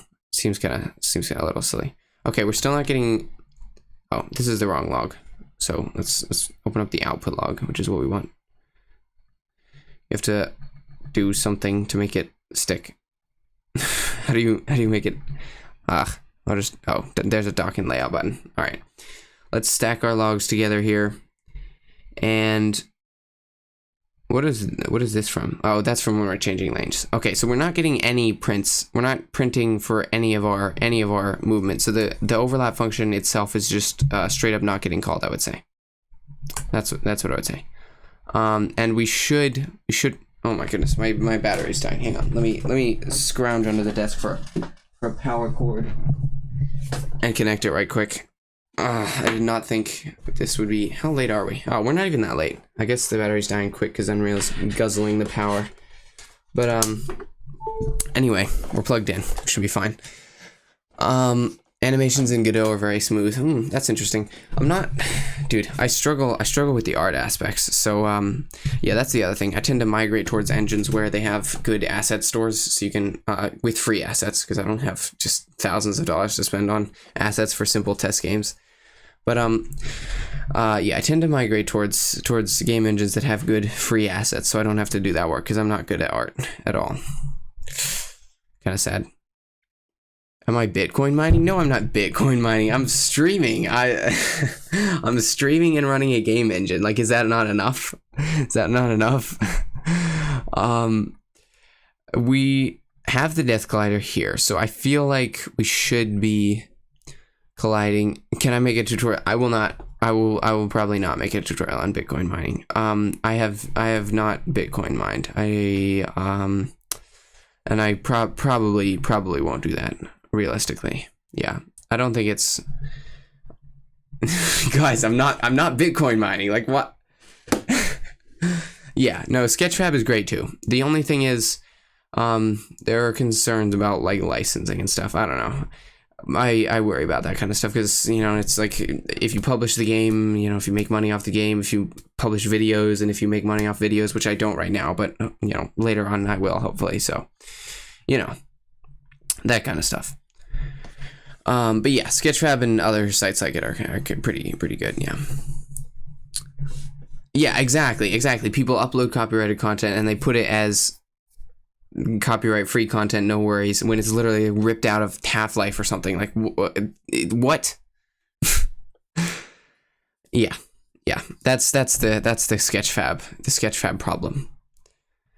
Yeah, well, it's not Sketchfab's fault. They can't stop people from doing shenanigans. But yeah, okay, so the on overlap begin is just straight not being called, probably because of something like this line here is maybe not actually running. But if we're not getting this print statement, then yeah, then that means that we are not, presumably this is not working. Yeah, maybe depending on how much time we have, how late I'm willing to stay up tonight, we might be able to download Godot. Probably won't have time to use it though. So we're looking for Unreal CPP bind overlap event. We tried that link before, so let's try a new one. This looks like a nice polished tutorial. Yeah, we have the class C on overlap begin function, but I'm looking for the binding part. Dude, I mean, they're doing the exact same thing, so I think we're doing the right thing here. I don't have as much faith in the sketchy person on Sketchfab being findable and whatever and being able to do that. I haven't read a tutorial since I've subbed to GitHub. Is it any good? I haven't done any GitHub Copilot. When ChatGPT was coming out, before I did some tests with grabbing some code from there, and it was But built-in documentation. Now I like that. In VS Code is very good. Oh, maybe I should try it. I don't know. I probably won't, but it's a cool idea anyway. Get a Copilot to refactor it. Yeah, that could honestly be nice. Get it to do some of the grunt work of cleaning code, assuming that it actually, you know, can like stand. Like, can you tell it like a style sheet or something and have it like do that, or will it copy the style from the rest of your project? Godot and Copilot right now. Well, I'm not gonna get Copilot right now because it's a paid service. I'd have to look into it more before I could determine if it was a worthy investment. But Godot maybe. I might get Godot if we have time. But I need to figure out these lines of code which are not working. We need help. This is not good. So this is just straight up not connecting. Maybe this is the wrong place to call it. Maybe it needs to be in begin play. Is that where did he call it from? He bound it in the default, or in the constructor, sorry. He did it on component begin overlap dot add dynamic, this on overlap begin, blah blah blah. Can you count on me to make a Godot tutorial? All right. I don't know. I have to try it out to know if it's worthwhile. I also have to look at the market, right? Because I mean, the Unreal Engine market is way oversaturated. I mean, there's way too many videos on how to do Unreal anyway. So, you know, it probably doesn't matter if Godot is also full. But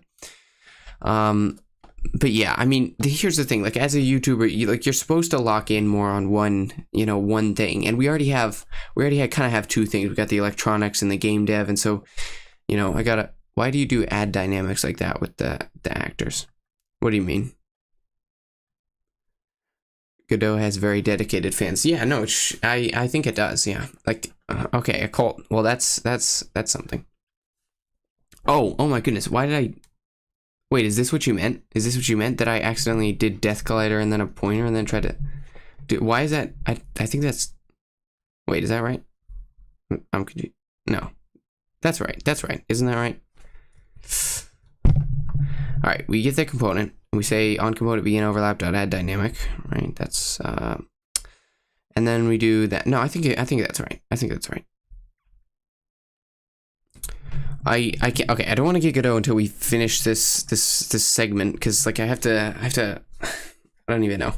The original plan was for me to. I was gonna stream tonight, and then I would compile this with last week's stream and however many other streams it takes for me to finish this endless runner, and then have a nice cohesive video. But that's probably not going to work at this point, because it's a little bit long and a little bit probably slow for a tutorial. Like this is probably like it's fine live. I mean, I assume it's fine live. Hopefully it's everyone watching. That's true. You guys are telling me to use Godot. I feel like I'm getting swamped by Godot requests.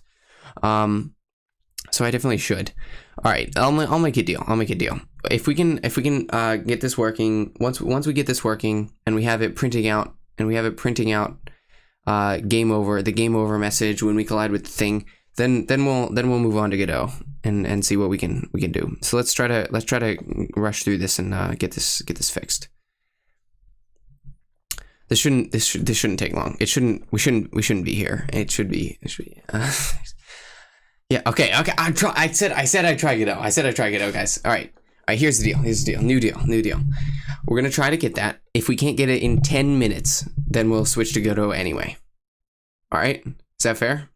Lock in. 10 minutes. Let's go. I'm starting a timer. I'm starting a clock. It's called clock. I always search for timer and then it's called clock.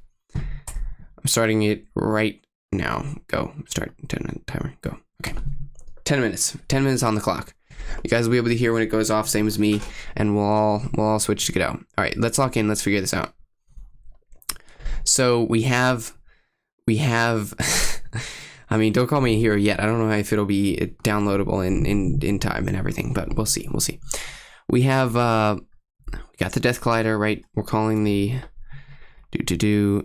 this is presumably right. I mean, we could try changing the on overlap begin just in case we mess something up.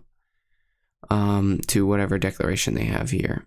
We included the U function and everything though, so I think we're gonna be. I think we have it right, but we can see. We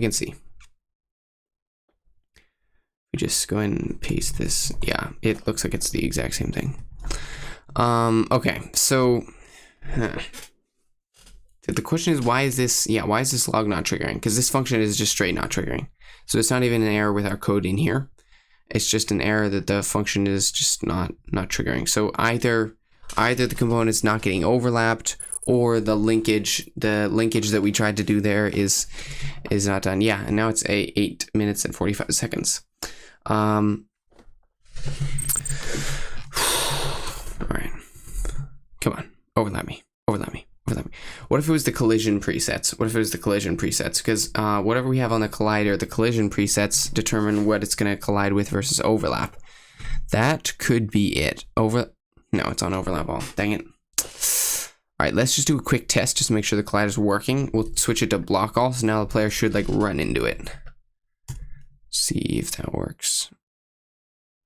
Oh yeah, I think I just realized what it is. We don't have a collider on the player. All of this work was just because we don't have a collider on the player. All right.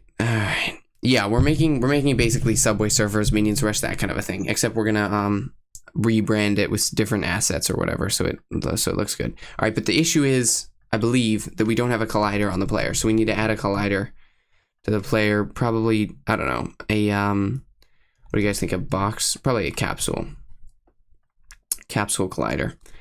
Let's go ahead and add that, and then make sure it's positioned pretty good.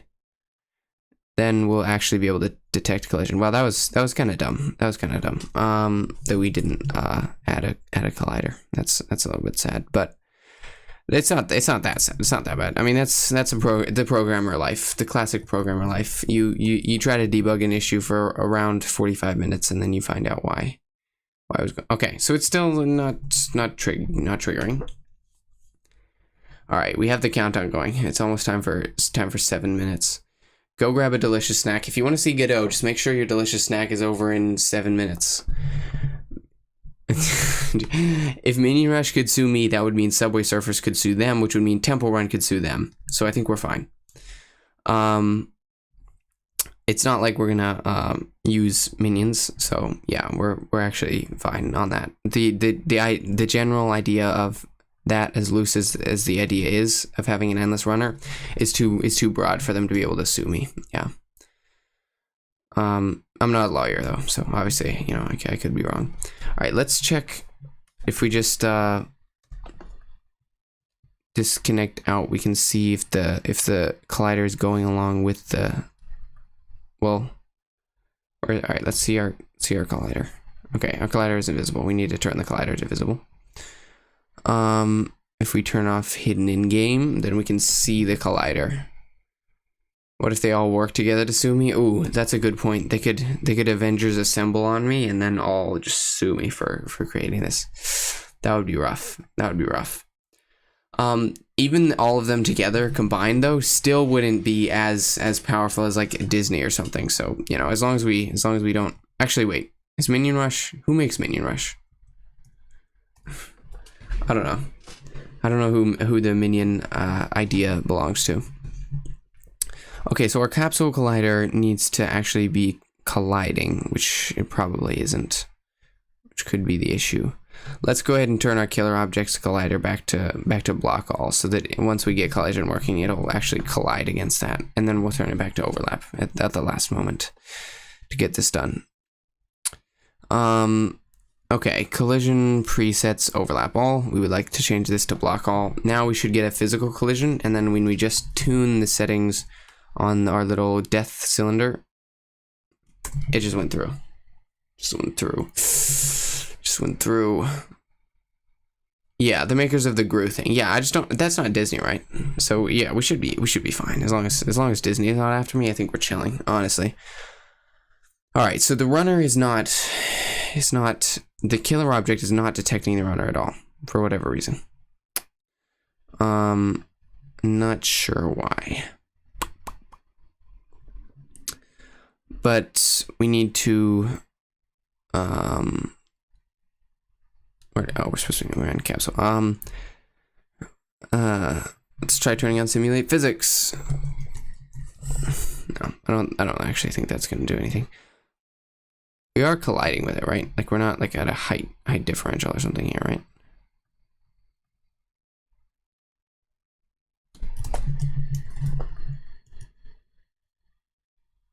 Are we colliding with it? Not sure. It's hard to say. Let me move it up a little bit. Bro, imagine if we were just not colliding with it this whole time. That would be awkward. Okay. Dude, we need something to work. We only have 3 minutes left. What is our issue? We have a collider on both objects, so they should be colliding, but they're not. Maybe runner object wasn't instantiated from the pawn. No, it is. We can see that in the C++ runner.h. Oops, actually I just closed it.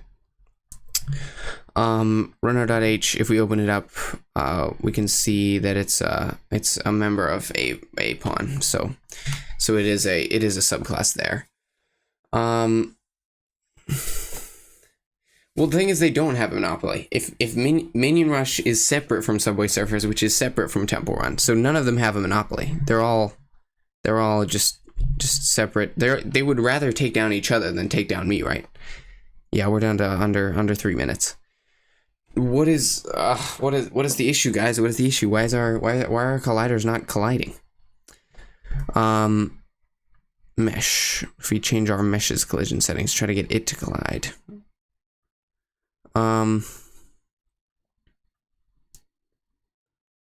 Just want to check something. Honestly, we're kind of flat. What are we doing down there? I don't know why we were down there. Let me see if there's a result of what we did.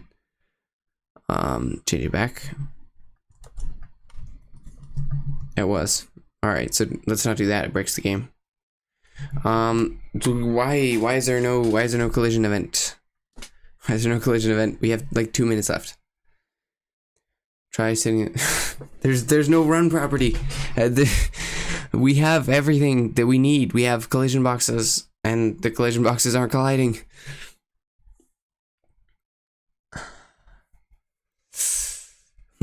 Yeah, I'm pretty confused on this one, if we're being honest here. Let me try setting this one's hidden in-game defaults just so we can make sure it's in the right position. Is that it? It's not. Wait, it's actually not. Where is it? Where's the death glider? It's over here. That's the problem, guys. It's not positioned. It's not. All right, guys. This is so. Yeah, we're so doing this in however long we have left. We're so doing this in 1 minute. We're so doing this in 1 minute. The thing wasn't parent. I'll give you the explanation after because that doesn't count as time. Runner object. Object mesh. Well, that's no good. All right, let me just cheat for the testing right quick. Just manually move it. Just okay. Hurry. Just put it here. Yep. Then move it back. Right here. Lift it up. Right here. 1 minute. Yeah, I know. This is gonna work. This is gonna work. This is gonna work. This is gonna work. This is gonna work.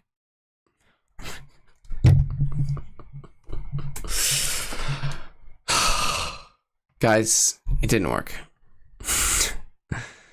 I think that's gonna be time. Yeah, this is a rough one. I don't know. We're just yeah, the collision events are not triggering.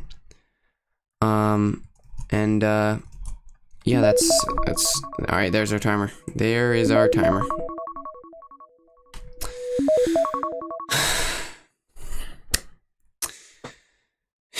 Yeah. All right. Well, I lost this round. Time to give in to the Godot.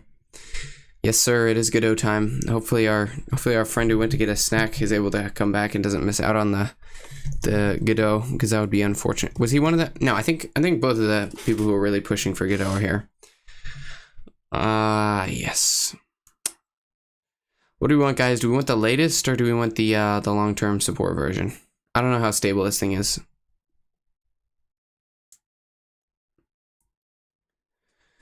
Yeah, it's like I don't know how experimental the top one here is. Let me. This is a tough choice here. Let me Google it since. Should I get the latest Godot? Awesome. Should I get the .NET version? How do I get the .NET version? 4. Oh, you do want. Okay, you don't want to get that one. Okay, excellent. All right. And they have it for. Oh, good. They have it for Silicon too. They're actually spoiling me. So, all right. Excellent. Yeah. We gotta hit the new one, even if it crashes. It's fine. All right. It's time. This is actually because I got this. If I booted up Godot at some point, it would have actually been a while ago. So this is the first time Godot is ever being booted on this computer. Let's go ahead and do it. The chat is delayed from the chat on my screen. Yeah, so it has to go through. First, chat has to come from you to YouTube, and then YouTube sends it to me to look at, and then YouTube sends it to the software to display, and then the software has to display it, and then the frames get sent from YouTube to you. So you say it, then I see it, then a little bit later it shows up on screen, basically. Because I'm looking at the actual chat, not just the chat on the replay, which so it does come in. It does come in a little bit later. All right, I don't have any projects. Oh yeah, let's find an official example project to get kicked off with. Never mind, there's nothing here. There's nothing here, guys. We don't have any templates to work with, so we're gonna have to just go straight from raw. All right. Guys, what do you want to make a game about? So we got to pick something easy because I do not know Godot. Easiest game idea. 7 easy games to code for beginners. All right, Pac-Man. What do you guys think about Pac-Man? No, that's too classic. Mario? Maybe. Pong, way too classic. Easy jumping. Why did we skip from? We missed 4. Cross the road game. This does not look like a. Oh, that's a picture for Pong. Okay. Crossy Road. I don't know, guys. I feel like chess might be a little ambitious for not that long because we don't have that long left on the stream. Like, I mean, it's popping tonight. It's like I want to do it, but also like, I can't stay up that late. So hey, all right, fine. We'll make a little. We'll try. Chess it is.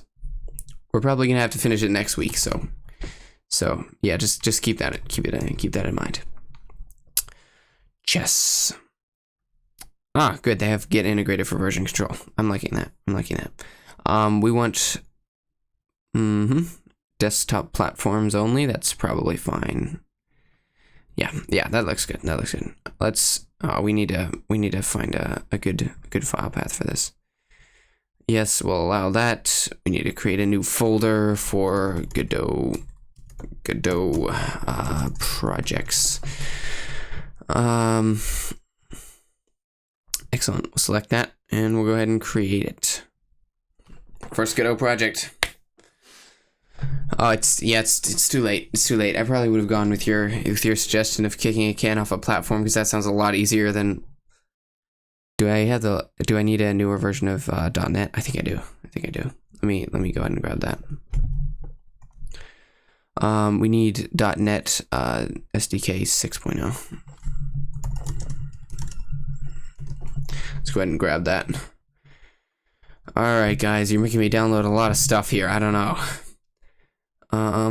Okay, we just want ARM64. Yep. Make sure it's a 3D. Oh, okay, so maybe we could have gone with 8.0. I don't know what the latest .NET is. I didn't realize it was that. Yeah, I feel like back in the day it was like I don't know, 3 or something. I don't know. Maybe Unity is just using an older version back when I was using it. I don't know. Okay, let's move that to the trash. We got that in. Let's go ahead and might have to restart Godot. Yeah, let's restart Godot.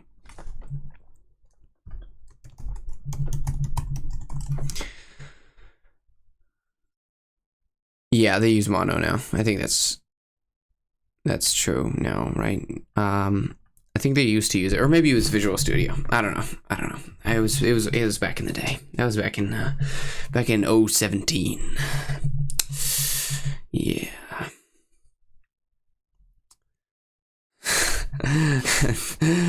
I will look back at this time as the day I decided to choose Godot over anything else. Guys, I just want to be clear here. Like, I'm not like perma switching from Unreal to Godot. Like, I'm just testing it out. Like, I'm not gonna stop any projects I have in Unreal and just like start using only. This looks so much like Unity, and start using only Godot. Like, I'm gonna, like, hopefully you guys aren't too. This is not a marriage to Godot. Sorry, guys. Hopefully that's not too. It's not too disappointing. But yeah. All right. Guys, chess was a terrible plan. I've literally never. I don't think I've ever used this engine. Honestly, like, okay, all right. Let's create a new scene. So we're not just working with the, the default scene. All right, we want a 3D scene, and we want to guys, this is supposed to be a tutorial. How am I supposed to teach you guys if I don't know? All right, we're gonna save this scene as chess 3D. Wait, am I permitted to do the kick the can game? You guys can teach me. All right, I'm gonna be learning from. Okay, we should do 2D then. If we're doing that, if we're doing the kick the can game, I'll leave the chess project here. Okay, we've made some good progress. We created a new 3D scene, and we're gonna do a quick, not a new scene. We're on a new project. We're gonna do a new new project, which is the Kick the Can game, and then maybe next week we can come back. And 2D sucks. Why do you guys hate? Like, if we're doing all right, no. So we're gonna start with Kick the Can game, all right, and then next week we're gonna do chess, all right. So we're gonna start with Kick the Can, so we can start small and walk before you run, and then we're gonna do chess next week. So just to clear that up, today we're just doing Kick the Can. So if we do guys, I feel like I don't know, are these like Godot developers that are joining? Because like I don't know, everyone like knows each other in the chat, and I'm like, okay, all right, I'm just here, I'm just a little man just sitting here. Should I feel like I should look you guys up. All right, let me pull you guys up on my second monitor. Ryan Games.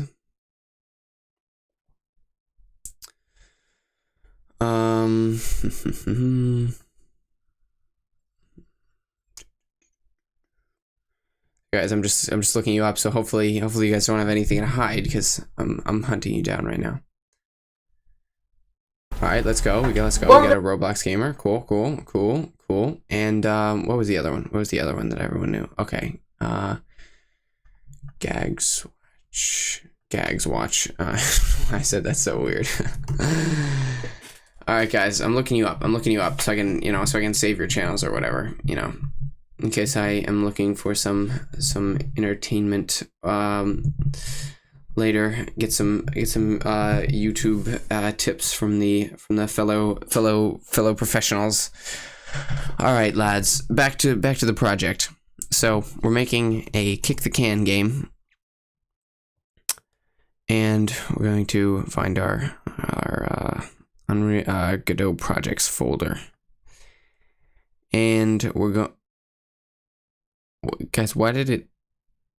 Ugh, I needed to create another folder for it. Okay, all right. This is going to be Kick the Can game. I assumed it would create a folder and put the assets inside, but it did not. So I'm very sad. Okay. Guys, we got a new game. We got a new scene. So we're going to create a 2D scene, and then we're going to add in some sprites. You allow the government to search your home. Okay. I don't know if I would do that. I mean, unless it was like, the FBI. Camera 3. Oh, you want to do 3D? Okay, hang on. Let's go back and create a 3D. Scene, new scene. 3D scene. See, we're getting this. We created a 3D scene just off the cuff. Kick the can. Save. All right, we need to add in some components. We need a camera 3D. Excellent. And static body. All right, I assume that's like a rigid body type of thing. Oh wait, no, that's different. Okay, all right. Well, I'll okay, rigid body 3D. Okay, these are not all supposed to be nested. I know that. We'll get there. Well, I'll resort them in a second. What else do we? Okay, we're supposed to have a mesh instance 3D according to my directions. Hopefully, all right. Do we have everything? Okay, wait. The mesh instance. Presumably, these are parented. Wait, not multi-mesh instance 3D. Oh my goodness. All right, just mesh instance 3D. Sorry about that. Static body and rigid body. Stop parenting that there. I don't want the multi. Why can I not delete it? All right, there we go. Let's command back. Okay, I have the right mesh now. No, dude, why did that not delete? Delete. It has a confirmation window. All right. Okay, that's fine. That's fine. Okay, what are we? And a static body 3D under it. Right. Have the mesh instance with the static. Oh, it doesn't matter. Okay, that's interesting. So we can go like that. Well, that didn't work, but. Why am I? What are these errors? All right, let's see. It has no shape. Oh, I need to add a shape, obviously. All right, that's fine. It's a fine error to have. I think we should put the mesh on top, and then the rigid body should be inheriting from the mesh as well. I feel like, I don't know. Okay, let's move the camera back a little bit so we can actually see our scene once we create the scene. And then for the mesh, yeah, I sorted it. Oh, the rigid body is going to be the can. Okay, fair. So we need another mesh for that, right?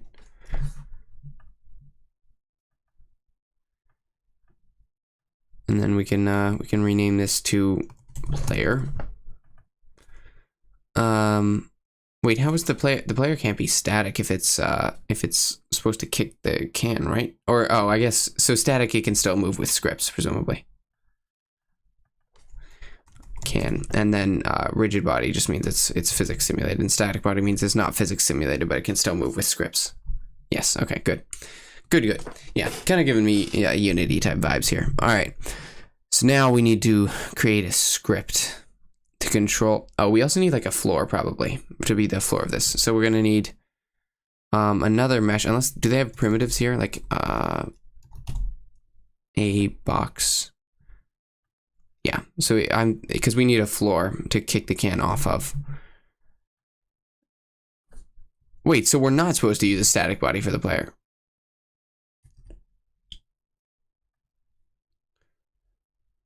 Okay, so we do need a rigid body for the player.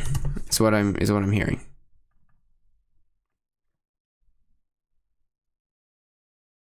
And yeah, static body for the floor, naturally. And is this box looks fine for the floor, I would say. Hopefully. Where's my position?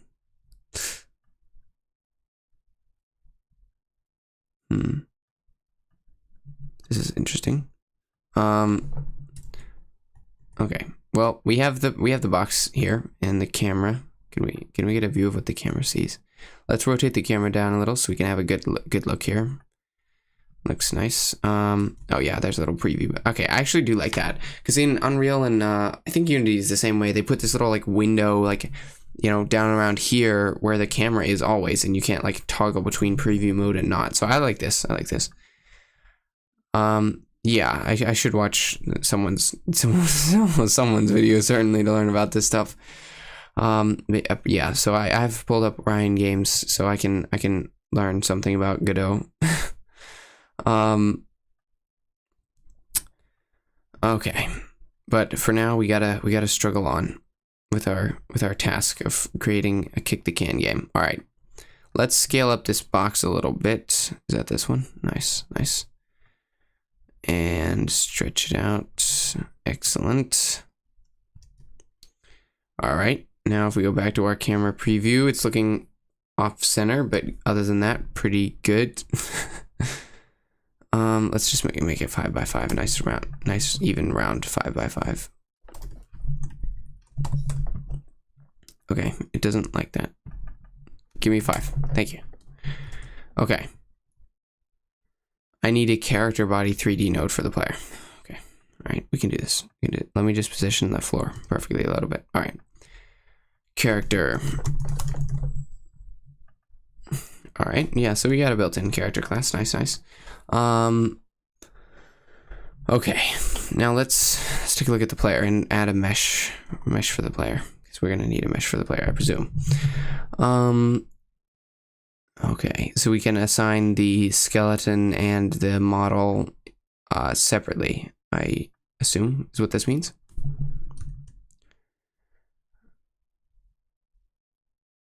Yes. This is the floor. And then we have the can, which is a mesh as well as a rigid body, because like presumably that's what we want there. And then the player is a rigid body and a character body as well as a mesh. Is that a good setup, you guys think? The floor should be done, right? Because we have the static body there. The can, we're gonna need like a cylinder mesh. Okay, the mesh has to be under the character. All right, that's fair. Rigid body there. Okay. Now we need. Yeah, it has no shape. We're working on it. Collision object 3D. Do. All right. Let's go ahead and add something. Same for the can. Yeah, fix the can. All right, we need to add a mesh for the can, and we need to add a shape for the rigid body as well, presumably. All right, let's start with the can. Let's start with the can to add a collision to your can. Let's start with the can. Let's do the can first. The can is a rigid body 3D, which presumably we have to set some sort of primitive shape for it. Collision shape 3D or collision polygon 3. Oh, wait, so we need to add a collision, right? Collision shape 3D. Okay, and then what does this have an error for? A shape must be provided. Oh, yeah, we just need to select a cylinder because that is a good can shape. Okay, and then for the can mesh, we can select a cylinder. Let's go, guys. Guys, we have a can. This is going excellent. All right, let's go ahead and scale this down. Okay, I accidentally moved the can and not separate from the rigid body, which we probably don't want to do. All right, this is a very large can, so let's make the can a little bit smaller. Can we? Okay, wait. Let me see how the. Yeah, here we go. We lock. Oh no, we don't want it to be locked. Okay, 0.1 small. Okay, that's a little bit too small. A quarter. Excellent. We have a pretty good can here. And then let's just pull in this side so we can kick the can off more easily. Oh, it's apparently a tall can. Let me put it here so we can see it fall. That should work, right? How do we run our scene? Oh, we might have to fix these errors first. I don't know. Scale changes to rigid body 3D will be overrun by the physics change. Please change the size. Oh, it doesn't like that. Default, your floor doesn't have collisions. Okay, so we need to add a collision shape 3D here as well. No, it doesn't like that.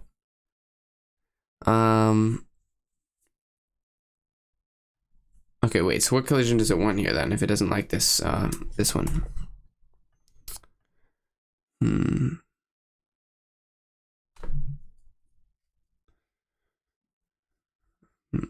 Okay, so add the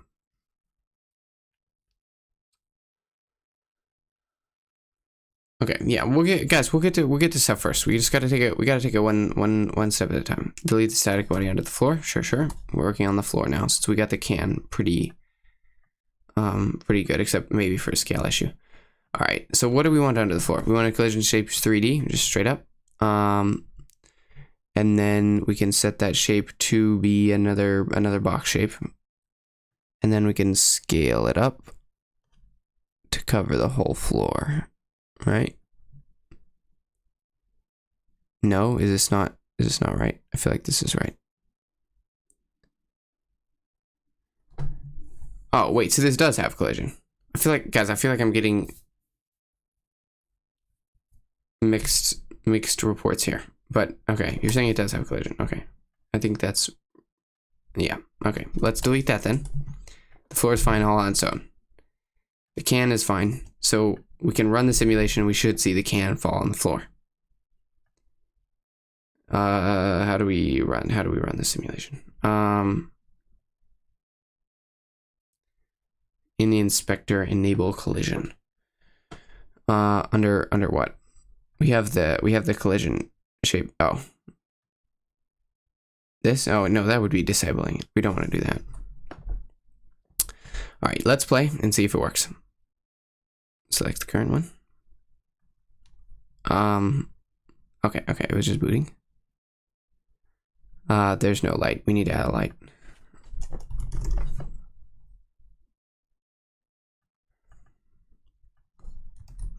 It should help.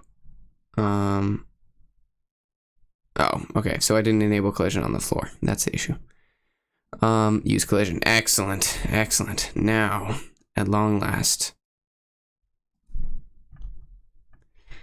we need to also enable, I mean, collision is enabled here, right? So floor has collision.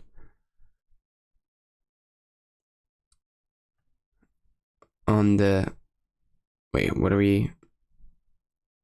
I have added a light, so we should be able to see some lighting. Click the this here. Yeah, we can change the sky color to a nice red, which is obviously the standard color for sky. And then we can change the ground to be brown, which is pretty much what it was, but that's fine. Oh, we can also do add environment to scene. Okay, there we go. That looks pretty nice. Pretty nice. Excellent. Now we have it falling through on a very beautiful environment. Oh yeah, no, we got the world environment. It added it in for us. Okay, so we need to go back to the fact that the can is still falling through the thing. I think it might be the scaling issue. So I'm going to put this back to 1 and then scale the components that are under it and not scale the thing itself. Okay, so well, we can test it first. We can test it before scaling. I feel like, wait, is it just me or did it, I did enable collisions on the floor node. As we can see here, yeah, use collision is turned on. Do we need to add a rigid body to it, or is that fine? Or a static body? Oh, okay, that's my bad. I don't know what I was seeing, but I thought the collision was on there. It was not. There we go. Yes, guys, the can is locked in. The can is working great. Okay, it said it didn't want me to scale the thing. Oh, I thought this orange thing was the collision, but that's actually just the bounds of the cylinder. Okay. Let's go ahead and just change the size of this. I don't think it wants me to change the size. Oh, here we go. It just doesn't have handles for it by default. All right, change that to 1/4. Excellent, and it changed the rigid body too. That's pretty sweet. That's pretty sweet. Well, it looks weird, but I guess it's just me. We do have lighting. Maybe if we rotate the lighting, then we'd be able to see more of the shadows. Is there a shortcut for this? Okay, so it's now landing on there, I presume. Command B. That's interesting. I only changed it. Did I? Yes, you're correct. That's why it looks weird. All right, guys. All right, okay, all right. We just changed this to 0.25, and then we're chilling, and now I can actually position it well because I was just positioning it roughly for testing. Excellent. Maybe move it a tiny bit over here. Perfect. There we go. See, was that so hard? It wasn't hard at all. It was easy. Okay, let's get the character running. And that may be a little more challenging. We'll see. So we don't need a rigid body under the player. We need okay, does the character, I assume the character body takes care of the rigidity. And okay, so we need to add a mesh. Let's make our player a classic capsule. That seems reasonable. Nothing too groundbreaking there. Just a capsule that can kick cans around. Yeah, and then we need a collision shape. This doesn't take care of collision for us, I guess. All right, we'll add a collision.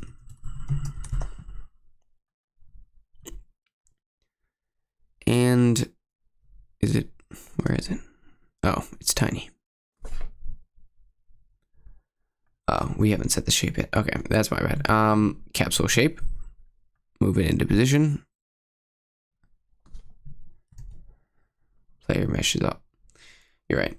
I should reset both of them to the position of the player, just for in case we had movement logic.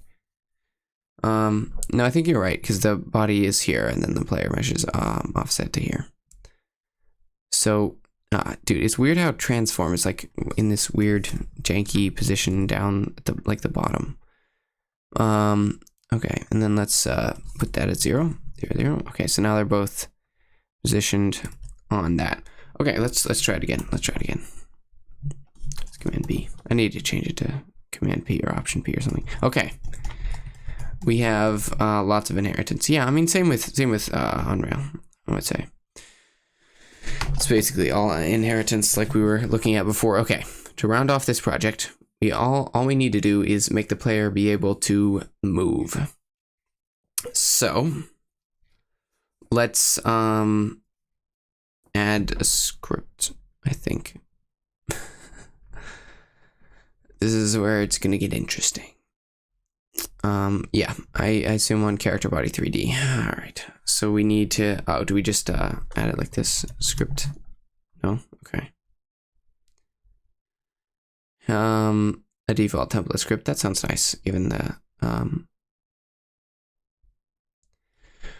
yeah, we can use whatever for today. All right, how do we add a script here? Metadata, no, that's not what we're looking for. Oh, here we go, script, new script.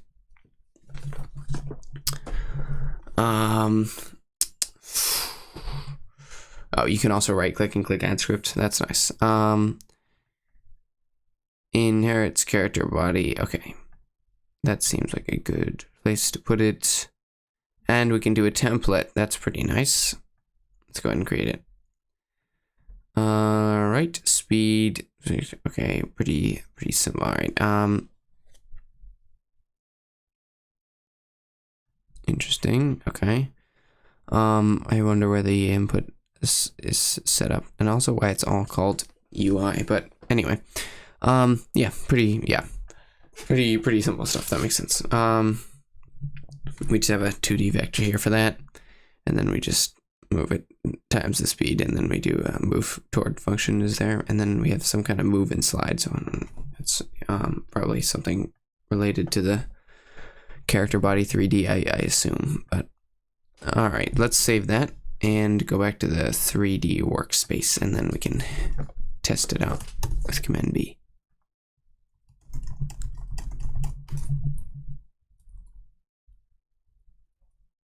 All right, guys, the capsule is too heavy.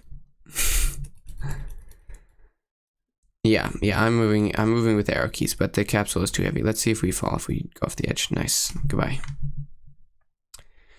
Capsule is too heavy for the player to push, or the movement is doesn't push stuff. I don't know. It could be, well, I don't know, guys. I don't have a lot of, you have to change a property on the can. Yeah, I assume that would be the case. Let's look under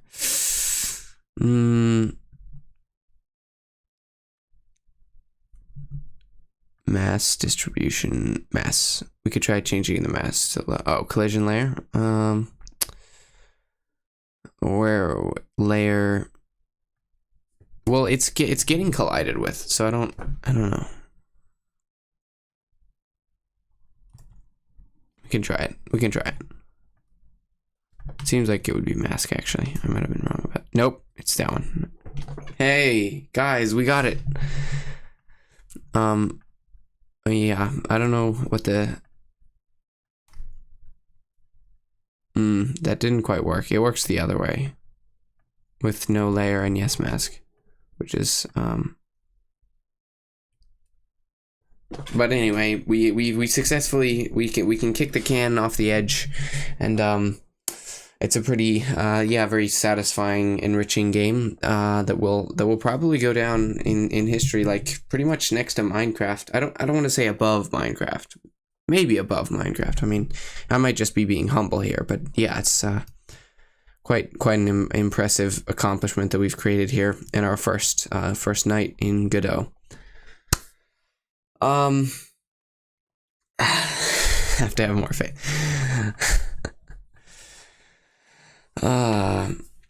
Better than Minecraft. Okay, all right. Yeah, I didn't want to say it myself, but I do deep down. I do think it's better than Minecraft. Yeah.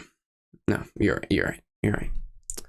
I'll concede that. Anyway, that's probably gonna be it for tonight. We created a kick the can game. Maybe next time we'll create chess in Godot, and yeah, that could be that. Yeah, I same, dude, same. My job is finished as well. We didn't succeed in our Unreal game, but we got some progress done in our Godot game. If you know anyone who's interested in watching a stream about Godot, tell them to tune in next week, and we will make a game in Godot, probably chess. All right, that's it. That's it for tonight. Thanks for teaching me Godot, guys. I'll save this.